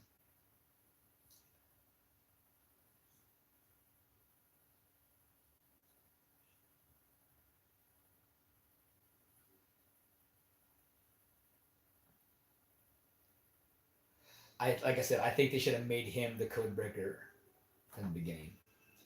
and then him turning because he's the real code breaker from the beginning. They were trying to find. Just cut out the whole. Not find the real one. Yeah, just like him. Like when they went into casino, they found him playing. They should have had him playing instead of the actual code breaker. They should have had him as the code breaker doing that. Find him, and then Yeah. And here we go. You've told us nothing. Yeah, well, exactly.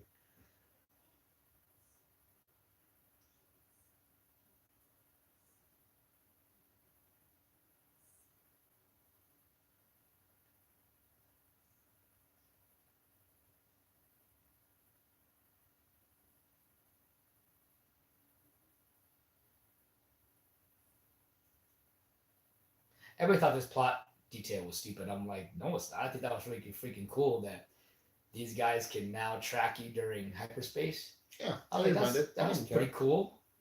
I didn't care about that because a lot of people that were complaining about 8 said, think about the Star Wars movie that you're talking about. It's just a bunch of a chase sequence that lasts forever. And I was like, okay, I get that, but it was compelling. It was compelling. Master Yoda, you need to slice down all the different people that are complainers and do Order 66. They would have been cool if this would have had an actual like this for a Palpatine in a chair. I would get that. I would get that. This thing is heavy. I try to lift it with one hand. I'm like, nope.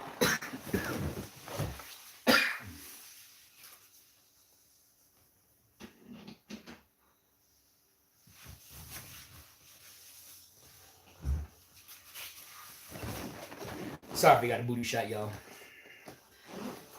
Just for my fun viewers.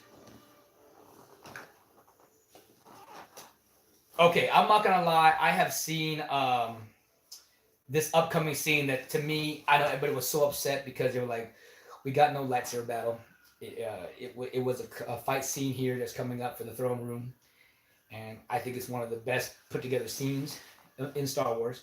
Pretty cool. I have to admit, there is a version online. You could find it. Just type in throne room scene lightsaber battle. There was a guy that actually put everybody with lightsabers. So you had the Praetorians. Yeah. So I'm not gonna lie. If they would have did that, half the people that were talking crap, I think it would have been like a saving grace, if you will. But I'm not gonna lie, that was really, really, really, really, really, really, really cool, really, really cool. But what we got, I still enjoyed it very well, and it was something different, again outside the box, yeah, it was really, really. It's a really cool scene, how it all plays out.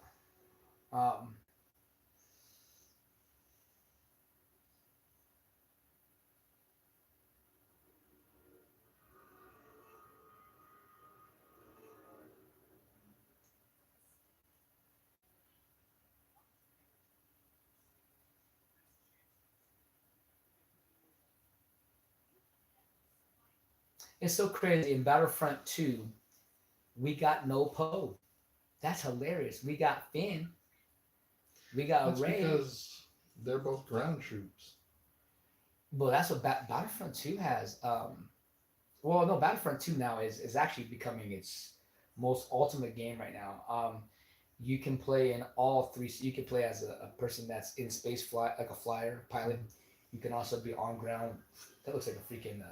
Iron. Yeah, and someone said that. Someone said that they did it on purpose. Then you have all your ground guys, and then you have your Jedi's and your Siths, and so Paul, I think, would do just fine.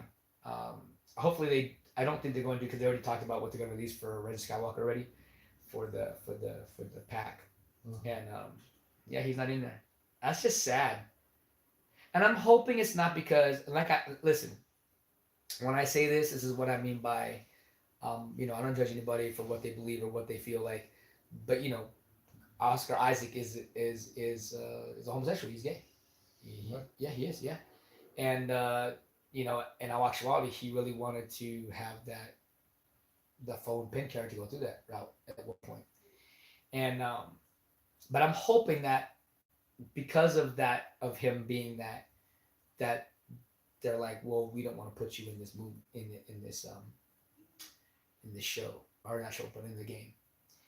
And it's so crazy because in the Rise of Skywalker premiere, we don't see his husband. He's married. We see a girl, and I wonder if they're doing the same thing. Hey, um, don't bring your. I usually put a lady on your arm because they do have. I actually found out about this, that especially a few years ago, that if you were gay, they didn't allow you to bring your boyfriend or spouse. They want you to have a woman next to you, to that way it keeps. Or if you're a girl, bring a man next to you. PR move. Yeah. So, but here nor there, man. I just think, like I said, man, it's to me, I don't believe in that. But I'm never gonna hate you or discourage you or to disrespect or say you don't deserve this part of this role because of, what I mean. Like, No, it's you just do you. you do you. Will I watch and support you? Probably not. But I'm never gonna tell people not to do that. Well, straighten it out. We won't support you in that. So, I didn't mean to press that. I didn't mean. Sorry. I meant just to touch his head. Sorry. Yeah, So we won't support you in that aspect. Like if you're an actor or whatever, we'll support you in your movies and stuff like that. But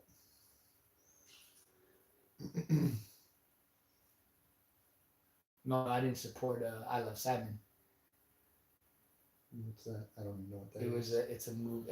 It's one of the first in a long time a movie that is just a straight gay film, and actually is in like Well, that's mainstream media. that's different though. Yeah.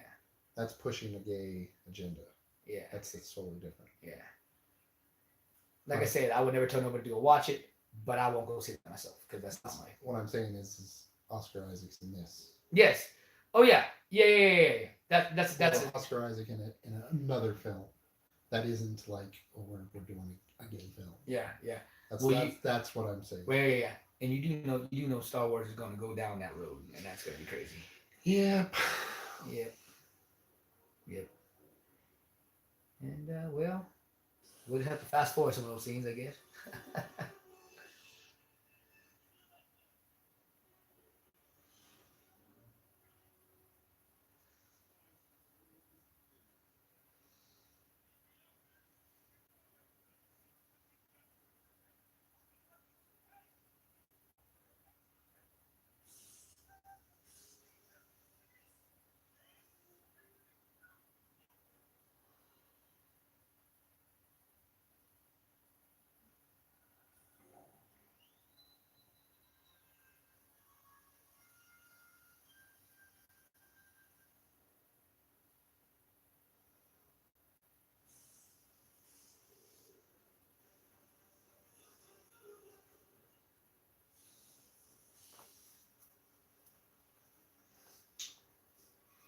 Biggest thing, I think it's real tough too, is how Kelly Tran got hit hard for this movie. Oh, she got blasted. I did so not. Unfairly. Yeah, and I didn't even until this came out a few weeks ago. I did not know that Jar Jar Binks' character, what's his name, the actual actor. Ahmed Best. Yeah, I heard that he wanted to commit suicide because of what all the bashing he got. Oh, it was the same Jake Lloyd. Which one, Jake Lloyd? The kid who played Anakin in episode 1. Oh yeah, like all these guys, man, that just they got the hate. Now, granted, I know he is not a Jar Jar Binks lover at all. No, but it's the character. It's not the actor. Yeah. Ahmed Best, thumbs up to you, man. But that's what I'm saying. Like people need to know how to separate stuff, and yeah, I don't think they know how, and that's what's that's what, and again, what feeds that anger, if you will, is people online that don't know how to separate it either, and so these guys, like you said in the car, that the people just jump on the bandwagon because everybody wants to jump into something. They want to be a part of something. They want to be and there's just so much hate out there. So much hate. So sad. Much, because it's so much easier to dislike something than it is to like something. 100% facts. so easy to hate something, you know. It's not easy to love, man. It's hard, or it's not easy to find. You know what I mean? Even if it's right in front of your face, you can always find something wrong with anything. You know what I mean? Um, I like the Matrix movies 1, 2, and 3, but I guarantee I'll still find like anybody else. You know what I mean? I only like the first one. Yeah. See, he don't even like. See. The second and the third one just made it too confusing for me. It was just too much. I was like, what the hell is going on? And that's why I'm like, and that's why I tell people, it's like, whatever, yeah, you know. I'm like, if you don't like 2 and 3, then there it is. I don't watch them. I just watch the first one and say that's a cool ending. You know what I mean? And then that's it. The same thing with Indiana Jones and the Kingdom of the Crystal Skull. See, I can't. I don't understand that one. I can't wait to see 4. I haven't seen it yet. I want to watch it because I want to be one of the guys that go, yeah, I enjoyed that damn film. Next, I probably will like it too. I probably will. And that's okay. Yeah. I don't condemn anybody who does like it, but myself, just a little too much for me. This is go so good right here, boy. Yeah. Kylo being patient. Trying to be anyway. You can see it building up in him. He's like, I hate this guy. I hate you. You're not my real dad. See, yeah. I'm gonna say this right now. If y'all, I don't care what arc you get, because a lot of people said, "Oh, well, we don't get to see Rey show any kind of force powers in 1, or in 7. It just shows her just doing stuff right off the bat."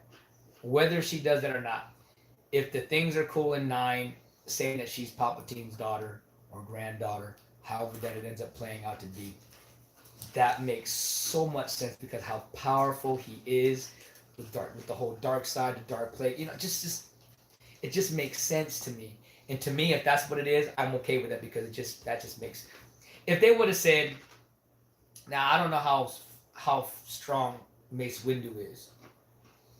Is he as powerful as a Dark Plagueis or Sith? Okay, so if they would have pulled off and said that, you know, she's Mace Windu's kid or something of that, if Mace Windu was white, if you want to go down that road, I'm just saying, like, well, if that found himself a nice white woman. There you go. She don't even got a tan though. She don't even. She's white. So my point is, if she would have been in some other kid, I get it. But since she's Palp's kid, like, and whether if he forced made her, meaning like he did with Anakin, or whether he had somebody and someone conceived her, which I don't think that is. I think it's the case that he made it like a force, like almost like Anakin did. A force homunculus. Yeah. Like, yeah, there's so much cool things I cannot wait to see for that. That's the going to the unknown regions to Exegol and seeing the freaking Sith temple. Oh, it's gonna be so cool, so cool. They did say this is the darkest of the trilogy. Okay. Or out of the saga. Yeah, which is dope to me, because five's pretty dang dark. Or is it 6? I think we'll both have it floating. No, I was going to say 3 is... 3 is dark. Because, you know, you got Anakin murdering children. I mean, yeah. Come on. Yeah. No. Yeah. Yeah, I think 3 and 5 are the darkest, I think, out of the saga so far. This was kind of dark. 8 was kind of dark. It had a very dark, gloomy... Even the palette, it's not... popping colors. No, it's not. Like 7. Zack Snyder was in it. Co-producer Zack Snyder. At least it wasn't Michael Bay. Hey, yeah, we would have had more explosions. We would have had more Dude, we had it right now. The explosions in the back right now. Somebody would have went pow, and something would have exploded. Yep.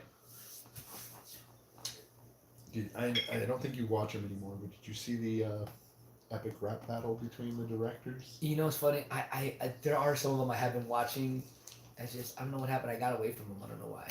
After I watched the first 2 that you gave me on discs. Watch the one with Spielberg and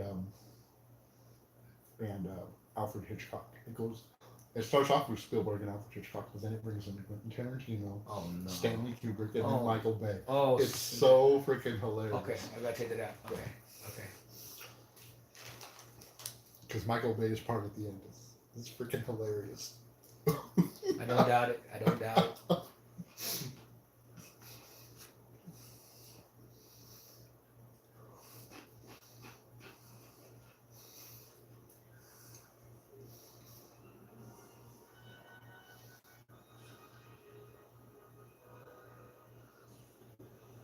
This was tough.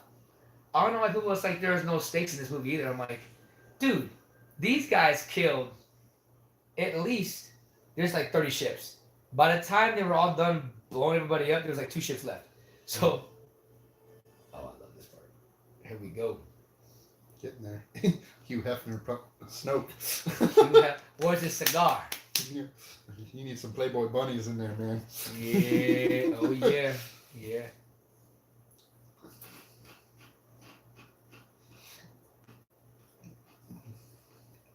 I can feel the anger in you now. Donk.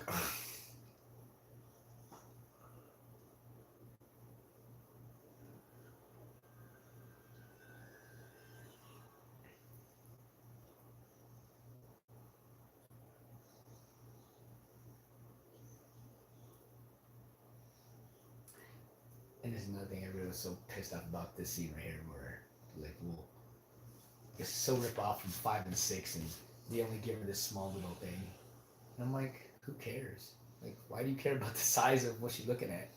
I know. It's just so stupid. It's like so many complaints, just little stuff. Just and a bunch of chittering squirrels. yeah. Breathe, Carlo. Breathe, my guy. Oh, he's gonna breathe. Oh, he gonna. I cheered, man, when this happened right here, bro. Yeah. I was more than okay with Snoke getting his. I didn't care that there was no backstory. I got enough of him. I was like, oh, he's a big bad Force user man. I'm okay with that. Kylo had to be bigger. But because of what's happening now, this makes all sense. I don't know what it's gonna do for you, but I know for me it makes all sense now. Now knowing, hearing, seeing, yeah, it's gonna be good.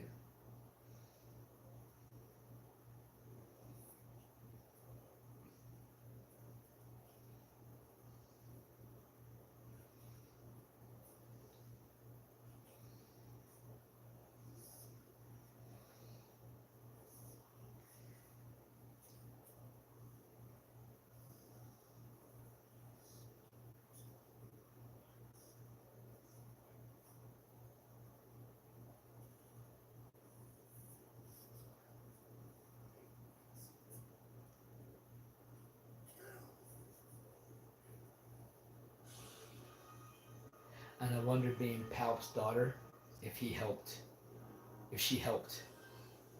you know, like they mind force together. Because the whole, this is not giving anything. You should know this. This is the story plot line for an episode 9. These two, Palpatine are bringing them together because when they're together, they're the most powerfulest in the galaxy, like the most powerful, like more powerful than Luke and Yoda and Leia. Yeah, they're like the it factor. So I'm now knowing, I'm wondering if she had any kind of, you know, as they're looking in each other's eyes, if they're together. So I'm figuring. I'm sure the Force was doing something. But yeah, that's what I meant by the Force. Weren't. Yeah, that's what I meant. Like the Force, like that's the thing. Like them together having the Force like that. Like that's so cool. This fool. Like a pawn shop. They blow you up today, you blow them up tomorrow. It's just business. Maybe.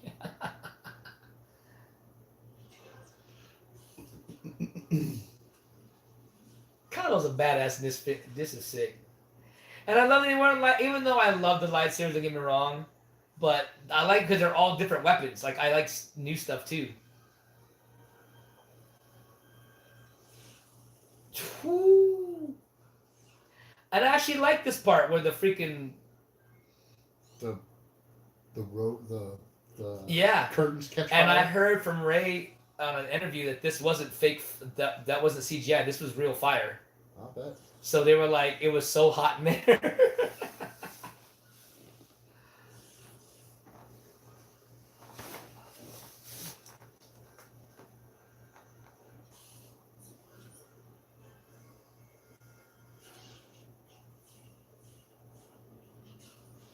Get it, Kylo. Yo, look at it.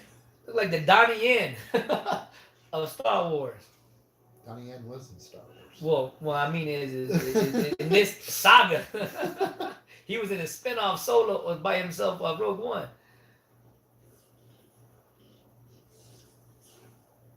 This part's so cool when he here it goes.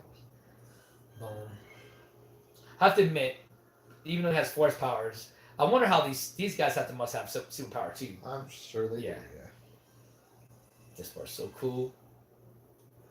Boom, and then bam.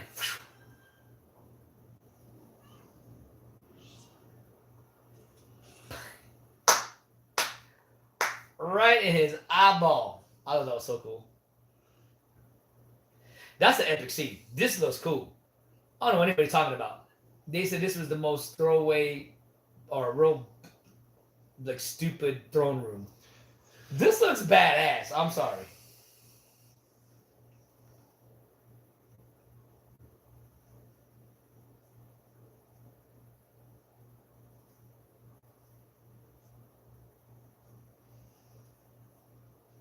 Yeah, you're gonna kind of. I don't know if he's trying to tell the truth or he just knows what he thinks he knows. Oh.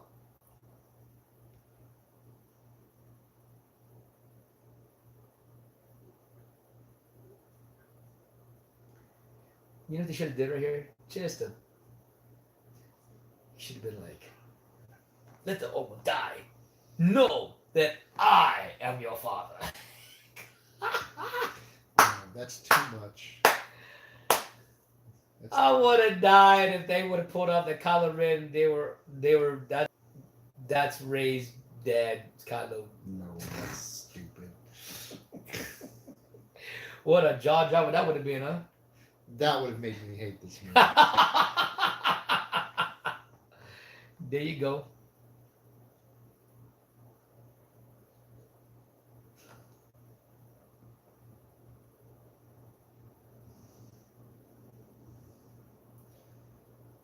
What if they would have had revealed here at this part somehow, whether it be Snoke that said it? I think it would have been better if Snoke said it.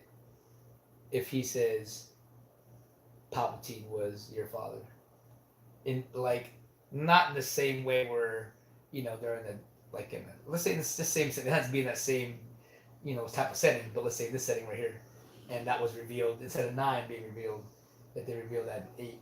Think that would have been more like. I don't know, because here's the thing. You don't want to hit the exact same tracks as. I think that's another thing that's kind of pissing people off, is that it's fine to make a movie to start it off like Force Awakens and hit the exact same notes beat for beat, but if you're just hitting the same exact tracks, why not just watch the original thing? Why are you just going to keep pulling the whole this evil person is your father routine? I agree. Yeah. I think unfortunately because it's no longer a twist at that point. It's just yeah.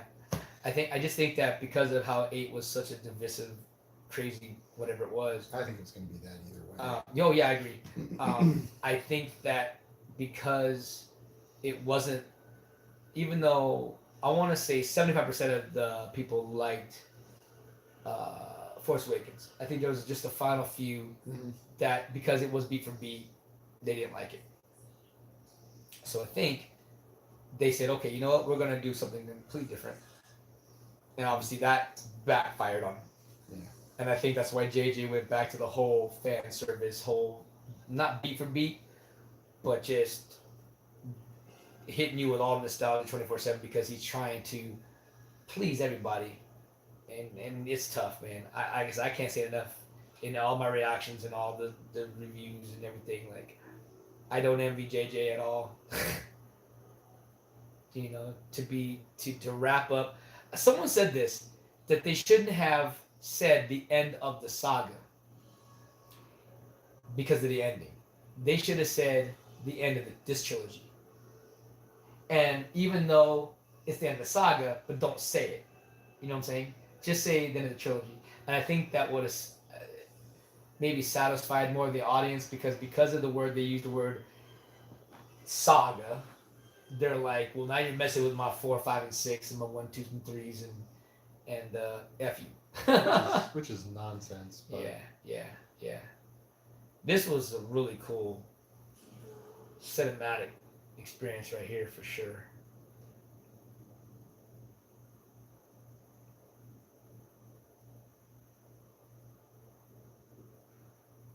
Shit, there's like 4 ships left after like 50. I don't think you said you liked this part, but I like it. Let's go, BB-8.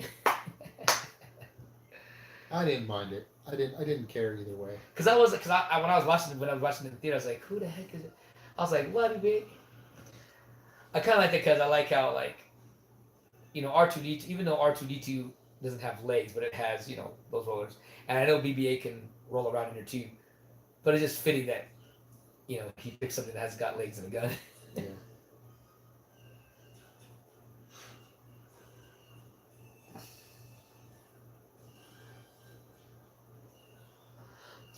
Do I have? Well, I will admit this. Out of all, yeah, would have to admit there's characters that they did set up that they didn't. Because I don't know if we like get. Phasma? Yeah, that was what I was. I don't know what they do in it with her at 9. And again, this is JJ's character, so I gotta imagine they're gonna either mention something about her. Because this is JJ's character, so I don't see why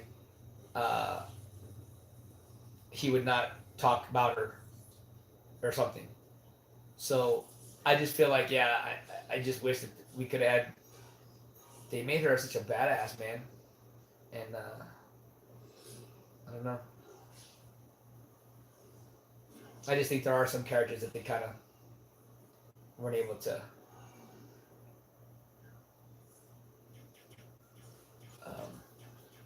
extend. Look at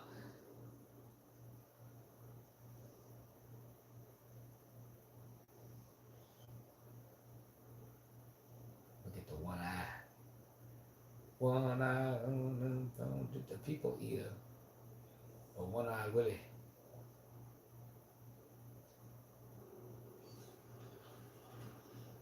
He should have said it in his accent. Or Arnold. Rabbi the Sky.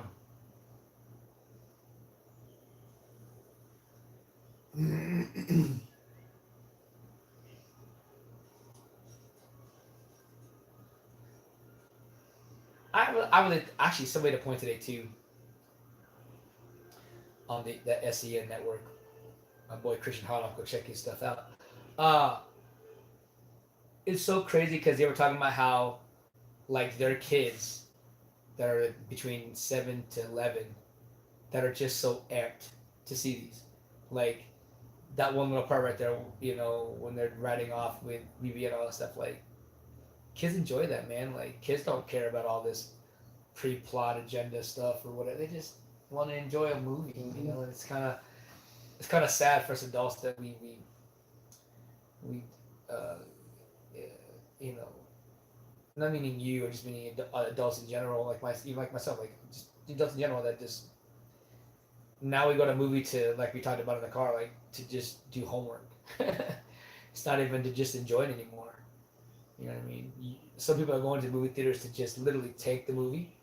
Like they don't even care about enjoying it. They just want to go to see if they can hate it. And there are some that that want to go just to enjoy, and I fall in that camp. I want to go to enjoy a movie, you know.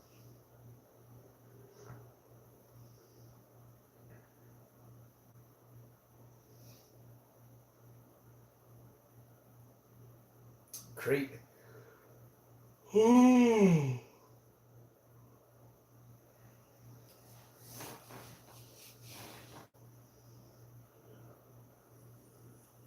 ice dogs. Pretty cool.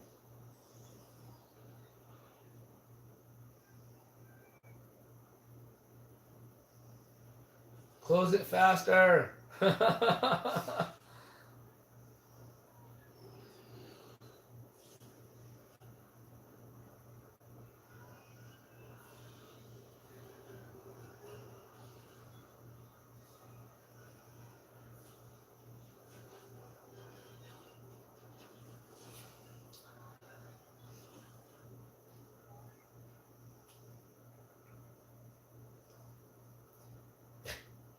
I forgot that was them.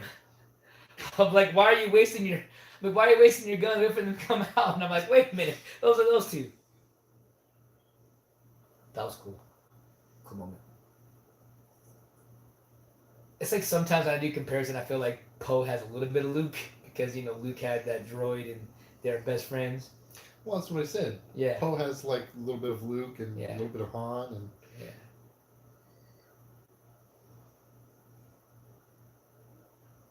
Because I want to say in the prequels, which makes it so funny about how I don't understand. George Lucas is the one that wrote the damn thing, so when he wrote 4, he should have been knowing to make sure he writes it in the prequels that R2D2 don't have no droid, especially R2D2. You know what I mean? I'm like, yeah.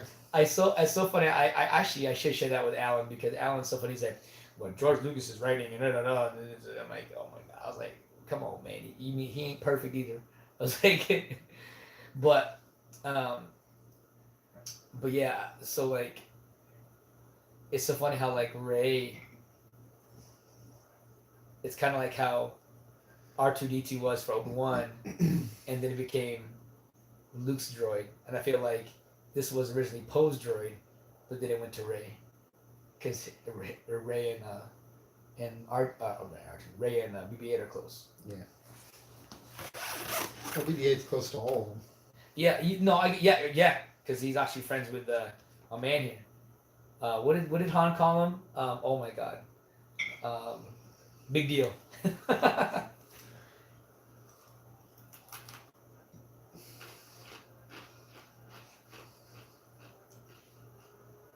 This reminds me of Empire Strikes Back for some strange reason. Strange reason? Yeah. I did not get that. When I saw that from Luke and there was no red, I was like, is he doing what I think he's doing? You know what I'm talking about, right? Levitating? No, okay. You caught on to that? Yeah, I was like, wait a minute. Is he effing there?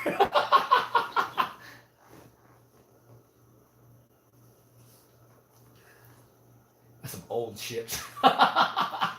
These are like the 1930 cars they found in junkyards with no engine. They just put a what do you call it, like a lawnmower engine to get it to start. Yeah. It's cool, man. There's a lot.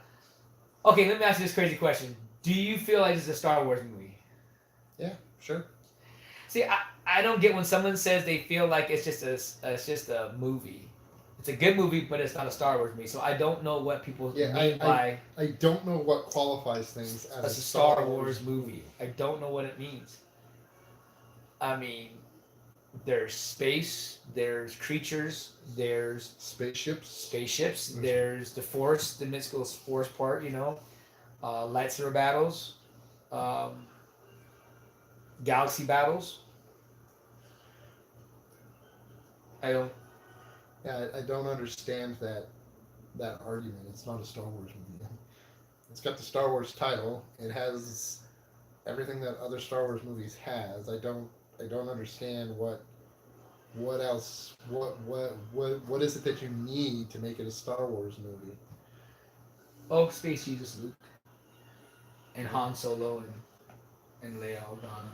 Well, I hate to burst all y'all's bubbles, but as our princess, rest her soul, demonstrated, Mr. Mark Hamill and Harrison Ford ain't no spring chickens. They ain't gonna be around forever. And I think that people say that the storytelling is not the same. But I tell people all the time, it's like it can't be. storytelling evolves with the times.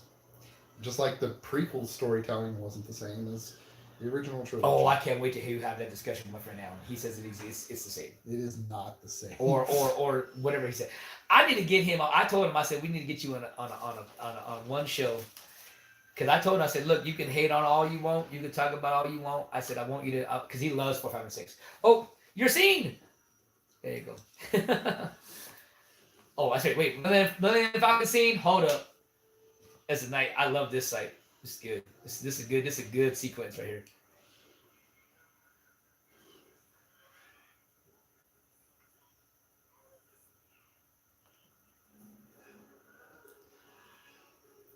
If you followed the same storytelling beats as, well, not the beats because they did that with Force Awakens, but if you followed the same storytelling as the original trilogy,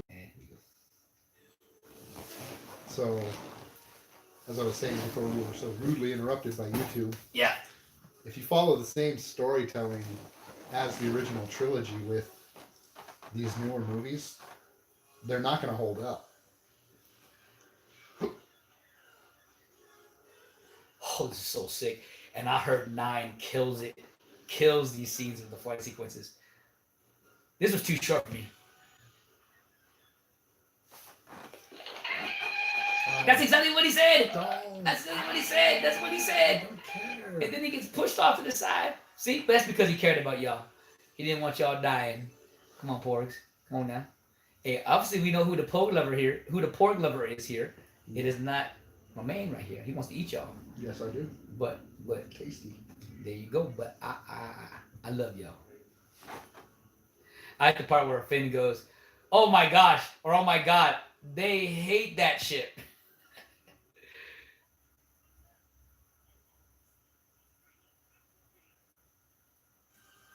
See, this agenda, I understand. Like I said, there's obviously always an agenda pushing.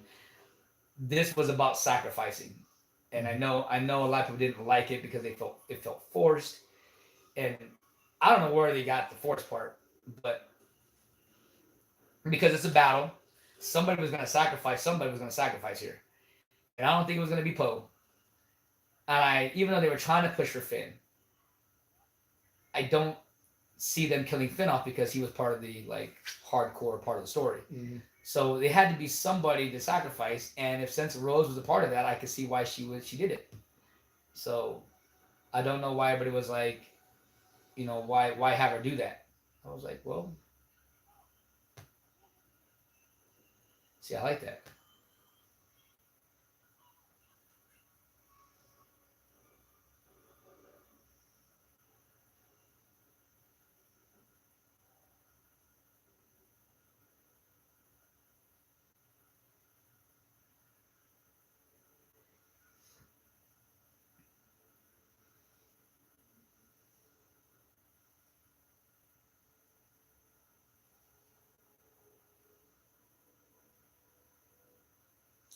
Everybody wanted Finn to die here.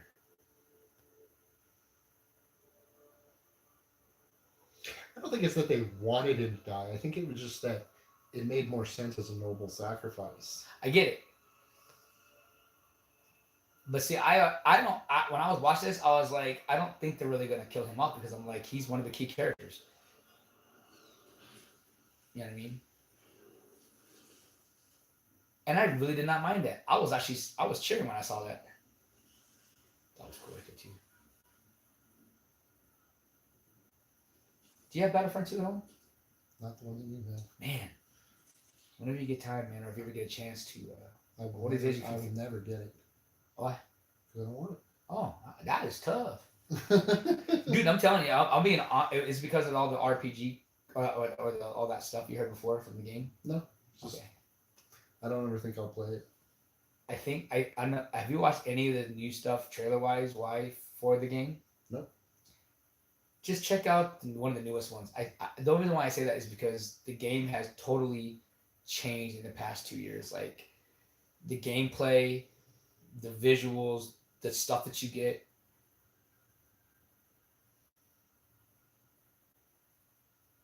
See, I just think that was a heat of the moment thing. She just did a heat of the moment thing. I'm gonna laugh they addressed that. And then they go, and if he goes, why'd you kiss me? And she's like, you know what? It was just a honeymoon thing. Yeah. If they did that, okay, that's what I thought it was anyways. It's like, but no, the only reason why I say too is because there's so much, just so much changes and so many cool things that they're doing with it, like as a whole saga, like all the different characters and all the different things they're doing and the planets that you. It's just really cool. I'm surprised that a Star Wars fan like. I just don't have the time to devote to Right. those kind I of got you. games. I got you. It's like, I finally got Mortal Kombat 11, but it was because it was Black Friday, for $20. So I was like, okay, that's fine. I can sit down and I got through the story mode because that only takes a day. I got you. Hold on, the man showed up. Space Jesus showed up. Hold on. La ni la la. Ha. Oh. Space Jesus. This was a beautiful moment, whether he was there or not. No, he was there. Well, that's another thing that it's like we'll never see them all on screen at once. Well, Han, no. Well, Harrison Ford didn't really want to be there anyway. Yeah, why would you want so? I'm actually glad if he didn't want to be a part of that. It's like, why force him? Yeah, I mean, let him go. He did not want to. That's so crazy. I don't think it's not that he didn't want to be out of it maliciously. It wasn't like, no, I hate Star Wars, get me out of it. It was just like, I'm done with that chapter of my life. We'll let it go, Yeah. But let me tell you how internet works. He was at the premiere, and he didn't look. I mean, he just looks old. He's older, right? So he looks like he didn't even want to be there. To me, he probably didn't. And you know what's so funny? Is in online people are like, see, Harrison Ford don't even like the Rise of Skywalker. It must suck. No, it's just, oh my god, holy crap! How the hell do you know that? It's just Harrison Ford, man. It has nothing to do with the movie. Harrison Ford just don't want to be there. He wants to be at home drinking bourbon. That kiss, I cried at that kiss, y'all. And then C-3PO says his line. Master Luke. Mm-hmm.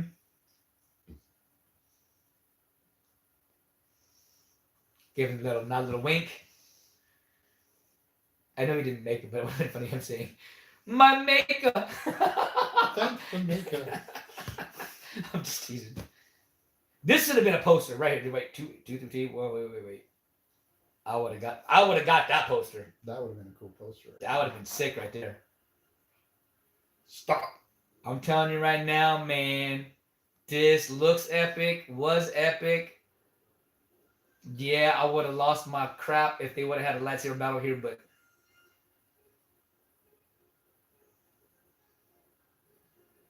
I have to say, in my theater for this part, we cheered. Like before I was totally digging this. Yeah, when he walked out, and this part. That's a little excessive, but okay. Well, no, because we were like, no. I'm talking about what you said. I want all the guns to fire at him. I'm like, that's a little excessive. Yeah. Especially what happens after that part. Yeah. Because when I saw this, I was like, what? And then when this happened, I'm like, oh, you got to be kidding me. Look at my face right now. This is my face out of theater. I was like, oh, this is crazy.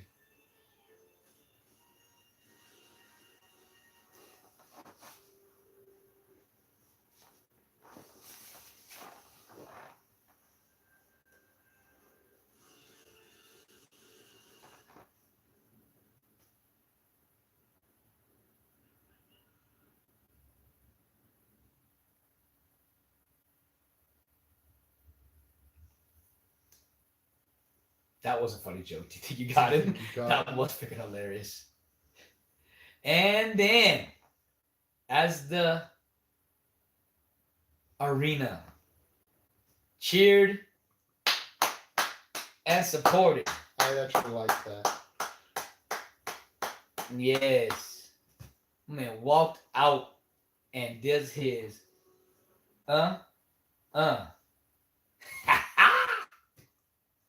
next.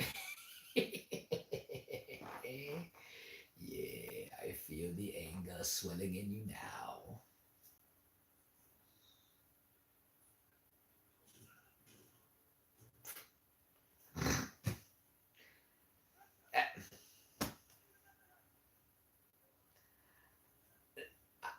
It's awesome what he did, but I just think him doing that stuff makes Hux look like a freaking bee. Makes him, yeah. Totally. Even though it's freaking funny, and I see the that's it just sucks. You should have just done like what Vader did to Krennic. Yeah. In Rogue One, like shut your mouth, and then. See, I don't know if that would have been like what you were saying, how like it's almost not the same beats, but kind of like that one isn't that bad because Kylo's whole thing is that I want to be like Vader. So true, but he's also schizophrenic. Well, so I give that to him. He's definitely a psychopath. So. Yeah. Here to save my soul.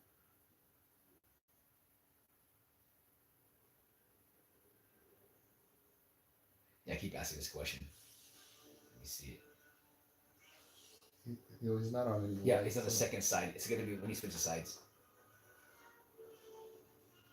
I could lie. I was ready for a lightsaber. I was, bro. I was.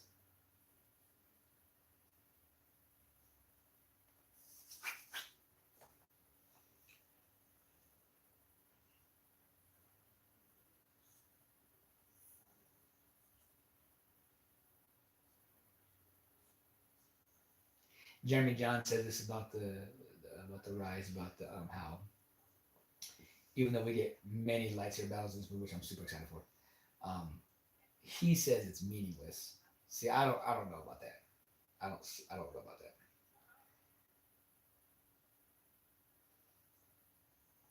Like, how do you have a meaningless lightsaber battle? I mean, even like you said in 2, even though we didn't need it, it was fan service, but it was, you know what I mean? It wasn't like it was bad. It was there. Like, yeah. And it wasn't like, no, like people, I know you didn't get super excited, but fans like myself, they got excited to see that, you know what I mean? Mm-hmm. But I think out of all of it, I had more fun with the other lightsaber that they had in that one. Oh, look at there. Battlefront 2 updated stuff. Well, I did buy that pack. I think did I tell you that? Mm-hmm. $30, man, was worth it. I got every freaking skin that, and all the Rise of Skywalker stuff is in there too. Comes with that, and any updates for the next 2 years. Mm-hmm. So what, a $30 to the game was worth it. I'll tell you what. One of these days you have to come over. You can just play it with me. Okay. Yeah, I think you have fun. You were in here a lot more than a couple times. Look at you getting all excited, buddy. I should have got me an ice log. Ice Fox? Ice Fox? I don't know what they are. Yeah, I do for something. You're cheap. And slippery as all heck. They went through that rock like it was nothing. I'll probably bite your finger off too. They look like predators. Yeah. They have classic predator build. Yeah, yeah. Don't go up to the Hey, look. Space Jesus 2. 2.0. It's the second coming of Jesus. Maybe they're trying to send a message that Jesus is actually female.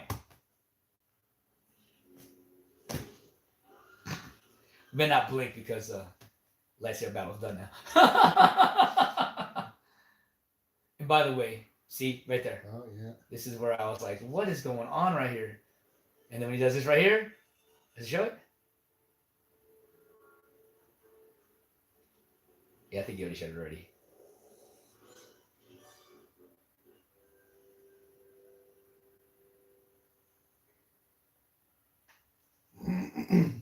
By the way, Jesus is not a female, just letting y'all know. Yeah, you can't gender swap that. Yeah, facts are facts. And it's more than the Bible. You can actually do research and Jesus was a man. Just saying.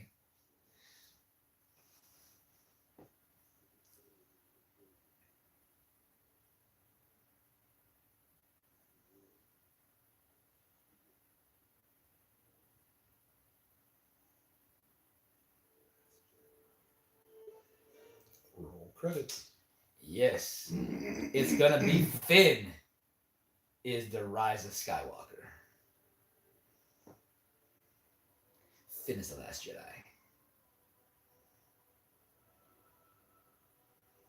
Rey's the sidekick.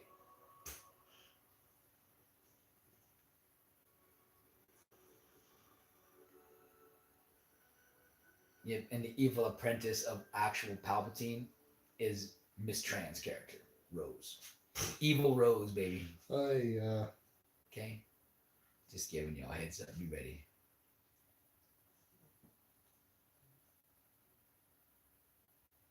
Kylo's a Gungan. You never noticed when it like this one time? He's all, I was like, that's he. That was Gungan quality. What do you call that? Tendencies.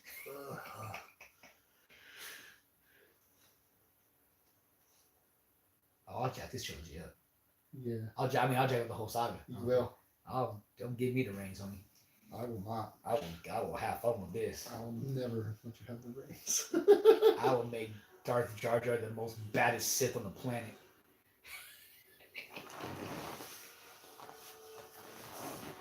Yeah. I think Last Jedi got some hate. Yo, you will definitely hate my stuff. Just so you know. Boba Fett is the new Sith trooper. Let me put it that way.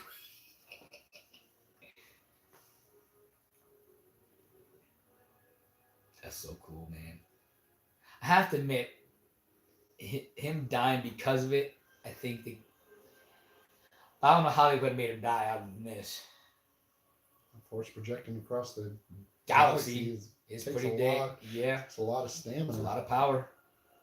See you around, kid. Just quoted his father to him. Yep. Sting. Yep. Sting. Yep. Big yo.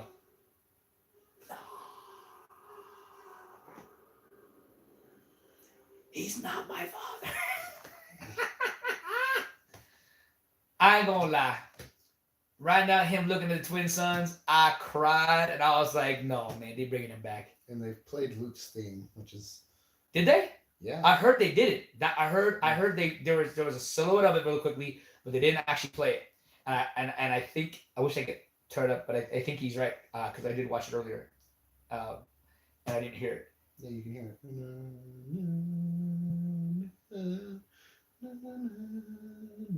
I have to check that out because I don't think and then it goes into something else. I think. Yeah, I don't know. I'll give you benefit of that because Solo they did the same thing with Darth Vader's thing. Everybody's like, well, we don't hear Vader's theme. I'm like, dude, you can really hear it for a brief moment. Let's see. You can kind of hear it. Yeah. See? And then it goes into something else. It was like a very very downward thing. Yeah, I was weeping. I loved it. I thought this was perfect for him to go out on. And then he's like, at peace. One with the Force. The Force is with me. Just like Obi-Wan Yoda before him. All the entire Star Wars community cried. Not cried, but filled with anger. Some of them were like, what? What was that? What's that? The Obi-Wan saying? You can hit 1,000. Oh, as if millions of voices cried out. That's exactly what happened when he died. This I didn't understand. This what I don't understand. Because he picks up the dice and then it disappears from him. So I don't get that. Because they were also a Force projection. Was it? Yeah. Okay. I thought of that. I just thought there was some mystical thing since Luke passed on. I was like, well, did he pass on too? I'm like, okay.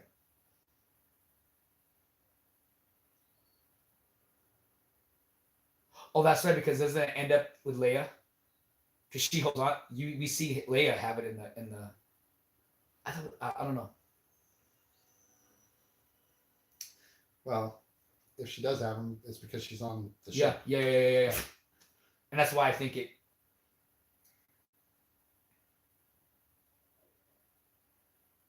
Oh, the introduction of these two.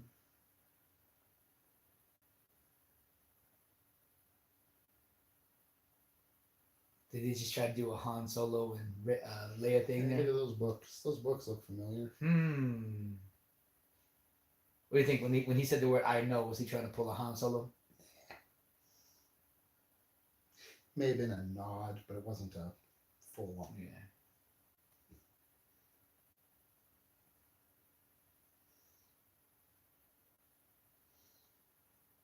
I heard she had to lose a lot of weight for this. Yeah, she had to lose like She looked heavy.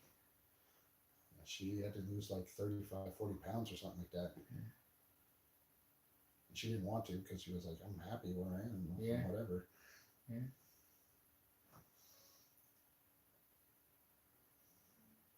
All we need. Yep.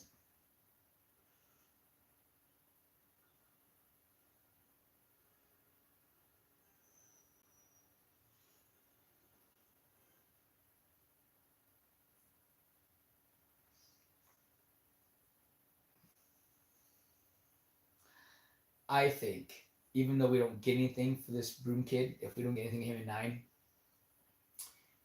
this does set up if they ever want to come back to it. Yeah. And that's fine. People said they should have thrown this away. They should have ended it with Millennium Falcon flying off. Nah. Yeah. Because this sets up a very important thing. What this does is this shows that the Force isn't restricted to just like a single parent or whatever. It shows that. That's what they're pissed off. I know. But I don't. I think it's great. I think so too. It says that the Force can just show up in anybody. Screw the midichlorians, screw all that stupid lineage nonsense. Yeah. It's just. It's like, why can't, if they're picking stormtroopers to be anybody, because remember it's from out of the cloning, remember? Mm-hmm. Why can't it be with Force using? You know. Mm. My man, hey, Ryan Johnson, baby. I ain't happy with what you said online. Try to defend yourself. You could have maybe did a little better job with that. Yeah. But understand when you get hate, you throw hate back. And so, but I enjoyed this movie, Mr. Johnson, sir. I enjoyed J.J. Abrams 7, and I'm sure I'm going to enjoy episode 9 for the final conclusion. I enjoy this one a lot. The reason I cut you off, Alan, is because it's kind of in a hurry. Got to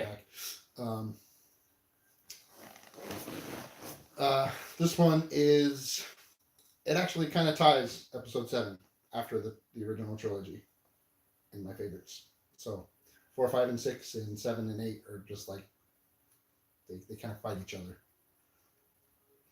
So. And hopefully he says 9 will be his best out of the 3. We'll see. See, because he says 7 and 8 are fighting each other, and 9's moms will just handle his business. 8 was pretty dark for Star Wars in my end, and we just saying about a second ago, like, what defines Star Wars? I think does anybody really know? I think we all have something about Star Wars for ourselves, and I think there's going to be this was a good Star Wars movie for this sequel. It makes sense for this sequel. Was there a lot of chances they took? Yes. Was it completely the same story outline plot that was for Abrams? No, probably not. However, it is what it is, and this is what we got. So instead of hating on it, let's enjoy what we got. And 9 is gonna conclude all. Not just 7, 8, 9, but of course all of 1 through 9. And so thank you guys for this journey, for being a part of. We've been here 10 weeks because we had the 2 Rogue One and Solo, and so we really greatly appreciate you guys coming and hanging out with us. I wish we were seeing at the same time. I might invite him over, but it might be way too late. So you might have 2 different reviews from us, meaning I'm going to do one with one of my friends, and I'm after the 12:05 show, and I think we get done by around 3 o'clock. So if he's up for it, we're going to shoot something. Yeah. So then me and him might do one that upcoming week. Yeah. I can't do it that late because Gary's got to go to the doctor. 100%. So either way, I cannot wait to get his thoughts on this. And you said it when again? I'm seeing it at 8 tomorrow. 8 o'clock tomorrow at night. Yeah. And I'm seeing it 12:05. So yeah, he'll probably be getting out as I'm getting ready to get in. Are you going to just rent? Which one are you going to? I'm going to the theater near our house. Okay, cool. So yeah, so just hit me a thumbs up, thumbs down, or a confusing, conflicting thing. And guys, all I can say is again, thank you so much, and make sure you guys hit the like button, subscribe, and share. Get yourself a porg, and don't eat it. Yes, And cook it up, barbecue sauce, the whole 9. There you go. And go out and support episode 9. Don't hate and don't if it's not for you, then it's not for you. But don't make anybody's choice. Don't hate. Just say, you know what, I didn't care for it, and move on. Don't be flame warring. Don't be putting the flames into the fire. All right, guys, we love you guys so much. We'll see you guys soon. Let's do our countdown, man. Have a wonderful, wonderful day. God bless. Let's do it in 3, 2, 1. Peace. Hey, may the force be with you. May the force be with you. Always.